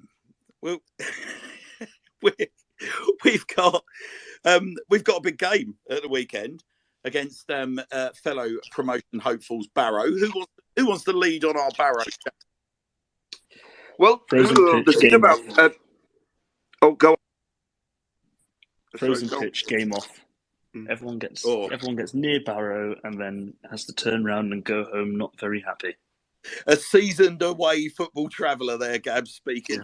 Yeah. What a desperate place to get to and have a game called off. It was one of those fixtures that when it came out, I looked and I was like, that's got called off written all over it. A miserable called off trip all the way to Barrow in Furness and sent on your way back because of the frozen pitch. Well, Gabs' mates have called the trains off, haven't they, because they knew it was going to be postponed. Yep, that too. Right. So the Sir Tom Broadbent Lounge prediction is game called off. Yeah, it doesn't do much for the entertainment, but I get where you're coming from, guys. Hey, so there's Morocco versus Croatia. I mean, everyone wants to see that one again after the 0-0 in the group stage. Yeah, of course they do. But I mean, Chris, I understand you'll be leading us on Barrow. I mean, certainly, obviously, going into the game, we've got we're at obviously a real surprise in Barrow this season, aren't they? So Barrow have lost 2 of their last 3. So they're kind of slick form that led them right up to the very, very top of the table. Obviously, they picked up Jordan Lydon. Their world was looking wonderful, as anything with Jordan Lydon at the helm would look, because he's quite clearly the most wonderful-looking footballer anywhere in League 2. But they've hit a bit of a sticky patch, haven't they? Obviously, very recently by Stevenage. But the floor is yours, Chris. The thing with Barrow, though, is they've always looked like, oh, great, they're going to do something here. And then they go on a bad patch and they'll lose like 3 or 4 in a row. And then they'll pick it back up. They're just such a weird team, really, in terms of form. But there's a couple of players in there. Josh Gordon, in particular, like certainly early season, there was a lot of talk about teams higher up coming in for him, but it didn't happen. And Pete Wild is a very good coach. He did well at Halifax last year and has come in and has done a really good job there. Yeah, I mean, he's been transformational, hasn't he? Because it's fair to say, when you think back to last season, when essentially we brushed Barrow aside, we got at the home game that was, and obviously made our way into the playoffs in front of a packed crowd. I remember he cut a forlorn figure, Phil Brown, as he exited the county ground, permatanned as per. Walking past Jake Wakeling, asking who he was. Yeah. But the game at Barrow last year was just utterly forgettable, wasn't it? With two dodgy penalties. And then I believe That Dion was the Conroy COVID actually game, got wasn't it? himself sent off after it. Yeah, Oh, don't. every That was single player on that PTSD pitch that had day. Oh COVID. my word! Oh, it was so cold. It was wet. It was That I say long. that was the game that Oh. we literally all of our squad had COVID, and they didn't come through as positive. So, I mean, we looked tired, and the reason we were tired is because they were all probably, suffering with a respiratory virus. We've all got to feel sorry for our fellow lounger Martin, who's got a ticket for that game. Oh, yeah. If Martin ends up going, he's an absolute hero. I mean, there is no chance that I will be going. I will, all being well, find some vantage point or another, digitally or otherwise, to be enjoying that game. I will at least try. So many different suppliers available online. Yeah. But yeah, I mean, listen, they don't score a lot of goals. They pretty much concede as many as they score. But fundamentally, we're at a point where we've got. We've got, obviously, we had Skipper back on the bench at the weekend. So potentially he could be coming back into the side. The formation is going to be an interesting one because obviously at the weekend, I think there are a couple of things. I think if the gaffer had gone with 5 at the back home off the back of 2 defeats, that would have been very, very difficult for the atmosphere. But equally, he's kind of almost forced, wasn't it? So, I think one of the questions we've got now is with obviously with Angus MacDonald is if he does come in, how much can he play? Because he's been out a long while, 60 minutes. I don't know how serious the injury to Tom Clayton is. Andrew might be able to give some light on that, but so it depends on actually the fitness at the back for how we're going to go. Because we've got potentially McDonald and Brennan maybe do that. Blake Tracy can maybe slide back over to left back and Hutton right, and it will give us the opportunity maybe to play Lavigne maybe further up. Yeah. Well, as I believe Andrew confirmed in the last couple of days to us that, and it's been, I think the gaffer came out, didn't he, post-match and talked about Clayton. Was it pre-match? But yeah, 6 to 8 weeks. Clayton's going to be missing for, so we're not going to see him anytime soon. Listen, I liked what I saw on Saturday with Kieran Brennan. I think he answered quite a lot of critics. There were people that were disputing whether or not he could operate in a back 4, and I thought he acquitted himself really well against 2 very, very tricky opponents. A big fast forward in Josh Davison, and then obviously a man mounted in Carl Hudlin. But I thought he acquitted himself brilliantly, and fundamentally, if it hadn't been for a very ugly deflection against Crawley, and then we started chasing the game and making some pretty shoddy decisions, actually we were looking pretty good for a clean sheet at one point against Crawley. I don't know. Look, the gaffer's injuries were the skipper's injuries were pretty bloody bad, weren't they? Yeah, they were. Well, I do think now as well that I don't have any issues as well with obviously I didn't realise Clayton was out for that long, but if Brennan and McDonald, he's going to obviously have to be eased back in, are going to be our partnership going forward. I have no issues with that. If we do that, Hutton right and Fraser Blake Tracy left, depending what happens in January, obviously. That's a pretty solid back 4, to be honest. Chris, personally, I don't think I'd be making a lot of changes at the back, irrespective of Skipper being available. Because, and also, I said in the build-up to Saturday, and I wouldn't mind getting a view from yourself, Joe, or Gabs or Ellis. But I mean, look, Ellis, you've been very, very quiet. But you should give us a view because the left-hand side, I actually thought was. There were a couple of times he looked a little bit ring rusty and gave the ball away in some silly positions, but he wasn't prolific in that respect. And actually, I thought he came good on his promise. He said to us previously, he likes to get forward, likes to provide width.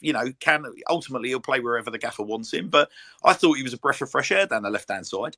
100%. I think he played quite well. I think first sort of 10-15 minutes he was sort of easing into the game where he hasn't really played as much this season.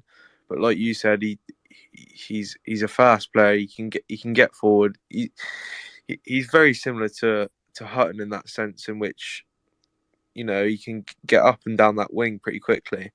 So yeah, I think our whole sort of back line is pretty solid. And sort of considering the amount of injuries we've had this season, we haven't really been caught out too bad. All considering, like with all the players that we've got on the bench that can come on. I'll tell you what. I'm pretty happy. I'll tell you what I'm thinking. I'd like your view on this.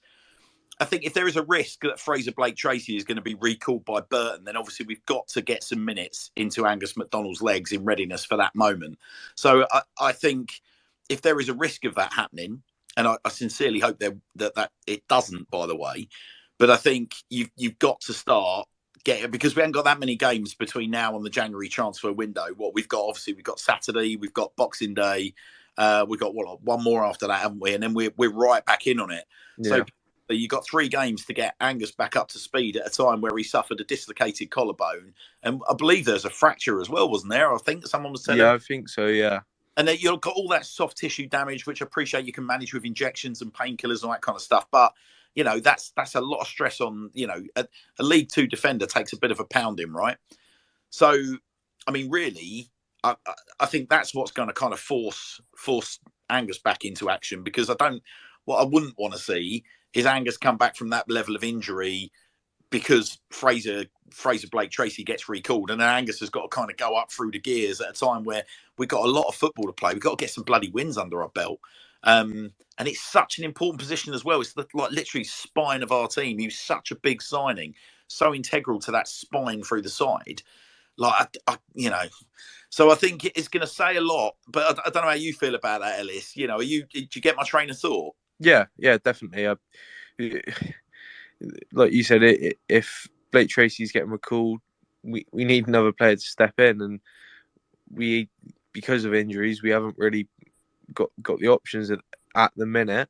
Sort of the only one that there is Angus MacDonald if he's fit.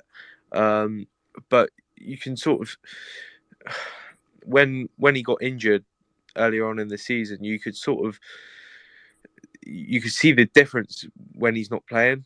I feel like we were a lot more open, sort of in the games after when he wasn't playing. I felt we were quite vulnerable at the back at times, because sort of his first games when he played, I wasn't too sure on him, but you could really see it when he wasn't playing. Same with Clayton, on how much we missed him in the back line.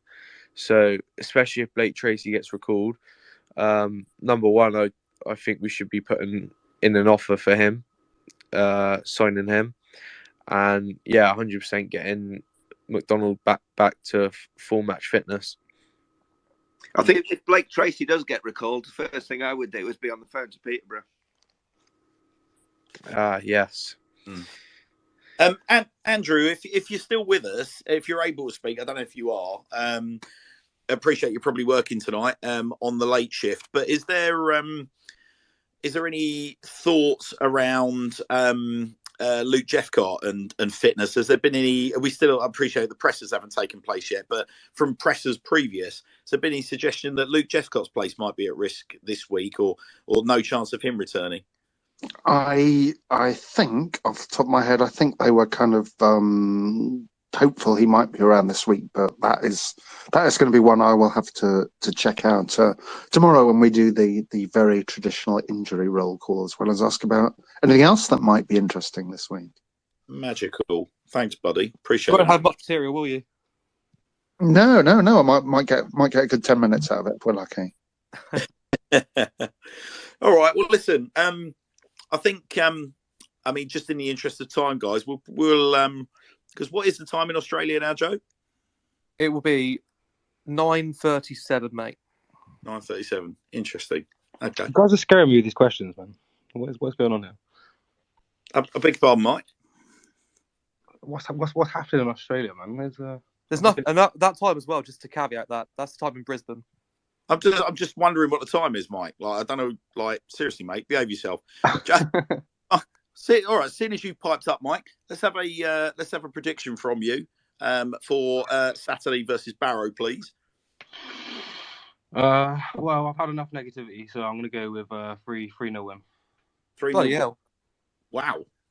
From famine to feast from you, negative man. Exactly. Whatever Mike's smoking, I want some. The good stuff, mate. All right, Chris. What about you, mate? 0-0. 0-0. Gabs? Yeah, Mike, we're swapping back to our old ways now. 1-0 loss, cold, turgid, horrible. Yeah, not looking forward to it. Ooh. Call it off. Call it off. Ellis, what are you thinking? I am thinking a last-minute winner, 1-0. Last-minute winner, 1-0. Joe Vincent, save us all from this malaise. Barrow P, Swindon P. Yeah, it kind of feels a bit like that to me, but I mean, I don't want to talk about postponement. If it's on 1-1. It's -5 outside, for goodness sake. Know. Imagine what it's going to be like up there. Irish coast, it's windy all the time. Oh. I tell you what, it's going to be. It's going to be 1-1 on Saturday if the game goes ahead. But I am with Gabs. I've got a serious feeling that unless they pull a rabbit out of the hat, they're going to struggle to get this on Barrow at the weekend. But because the warmer weather isn't expected until mid to the end of next week, and they've just extended the bad weather warning, haven't they? So I think it's gonna take a Marcus Cassidy-esque miracle. But hey, Well, what's it's worse than -6 Barrow in the on north now. What's I mean, worse they than were over the Barrow other on a side, cold December, eh? What's worse than Barrow on a cold Saturday December? Barrow on a Tuesday night. A chilly sort of November evening at the Kazam, I can imagine, with no supporters, would probably be something that you wouldn't want to talk about. Which leads me on, however, to a very, very interesting project that we've got a brilliant event that we have planned. And at the moment, ladies and gents, mark your diaries for January the 31st, for it shall be the glorious return of Sir Tom Broadbent live at the county ground. So we are going to be doing a re-screening of Swindon Town's defeat of Oxford United at the Kazam. Tom and friends, let's just put it that way, are going to be present for what was arguably the highlight of an otherwise god-awful season at the Legends Lounge. It's going to be free to enter. At the moment, it's going to look like free entry. We'll be rattling buckets and trying to raise some funds. And Tom is going to be building just a little bit of awareness around Game Plan Financial, which is Tom's new business venture and new employers outside of football. Game Plan Financial, as you know, are the latest Sir Tom Broadbent Lounge sponsor. Obviously, that's all been led by Tom himself. So January 31st is the date, subject to us rubber stamping that with the football club, which we've pretty much done anyway. So I'm sure we all had, much like getting Cads on the pitch a couple of weeks ago, which was something we were able to swing for Paul, which I think we all would agree was a fantastic bit of entertainment. I think there were certain little gems from the time that we were all forced to stay away from the county ground that we could do with pocketing. Certain ghosts we could do with exercising. And I quite liked the idea of re-hosting that game with Tom present in the Legends Lounge, along with a bunch of other legends from that day who will also be joining us, and all raising a glass or two and making merry at the end of what is always a fairly sort of crap month. I'm not a big fan of January. Day before my birthday as well, ladies and gentlemen. So you can all come and buy me a pint and get Hannah's horrifically oiled in the Legends Lounge. So don't be shy on that respect. So we can also confirm as well, while we're on that, Hannah's, that the man himself, John Sheridan, will be in attendance. Potentially. We could cover him in tar and feathers and and lock him out on the pitch. That sounds a bit kinky. That's not. No, I don't know. I'm not. No. I promise you, Shez is not going to be there. But you never know. He might make a return. If he's there, I'll bring my gloves. No, but listen, we know that weren't the greatest game in the world, but as a moment, it was a moment that we didn't get to share as a fan base, or indeed with the players on the pitch. And when a few of you regular listeners, and indeed those who are attendants at the day, will recall Tom joined us in the town then not that long ago, and Tom's sentiment along the lines of he'd never heard his song sung in a packed county ground. The idea of him hearing his song and indeed his goals. Sorry, Tyler. Being celebrated by Swindon Town fans, I think would be quite a special moment for all of us. So the Legends Lounge has got a capacity approximately 500 people. If we could get as many of us as we can through the door to come and enjoy the 31st of January in the company of Tom and friends and the Sir Tom Broadbent Lounge, there will be a cracking auction. It will be tickets on a first come first served basis, rights of admission retained, and all of that. We will be so we'll have a lovely auction. There'll be loads of photo opportunities. Come along, meet us all, meet Tom, meet all the legends. Hopefully, we'll have a few of the first team in attendance and management and so on and such like. It'll be a really, really good evening. And like I said, we're hoping we're going to be doing a load more of this sort of stuff as well moving forward, because we had a great night with Phil King with the NSPCC. We've got some really exciting stuff planned with Paul Caddis, which we'll be going public with in the next sort of week or so. So keep them peeled. But mark that in your diary, ladies and gents. January 31st, the rescreening of Oxford United 1, Swindon Town 2, in the company of Tom Broadbent himself at the County Ground in the Legends Lounge. It's going to be bloody brilliant. But listen, I mean, well, what a night. We thought it was going to be quite a snappy one tonight. Joe, what's the time in Australia? Just coming up to 11:15, mate. Quarter to 10, sorry. Well, okay, it's about time we brought on our mystery guest, and that is... Good night, all. Love you.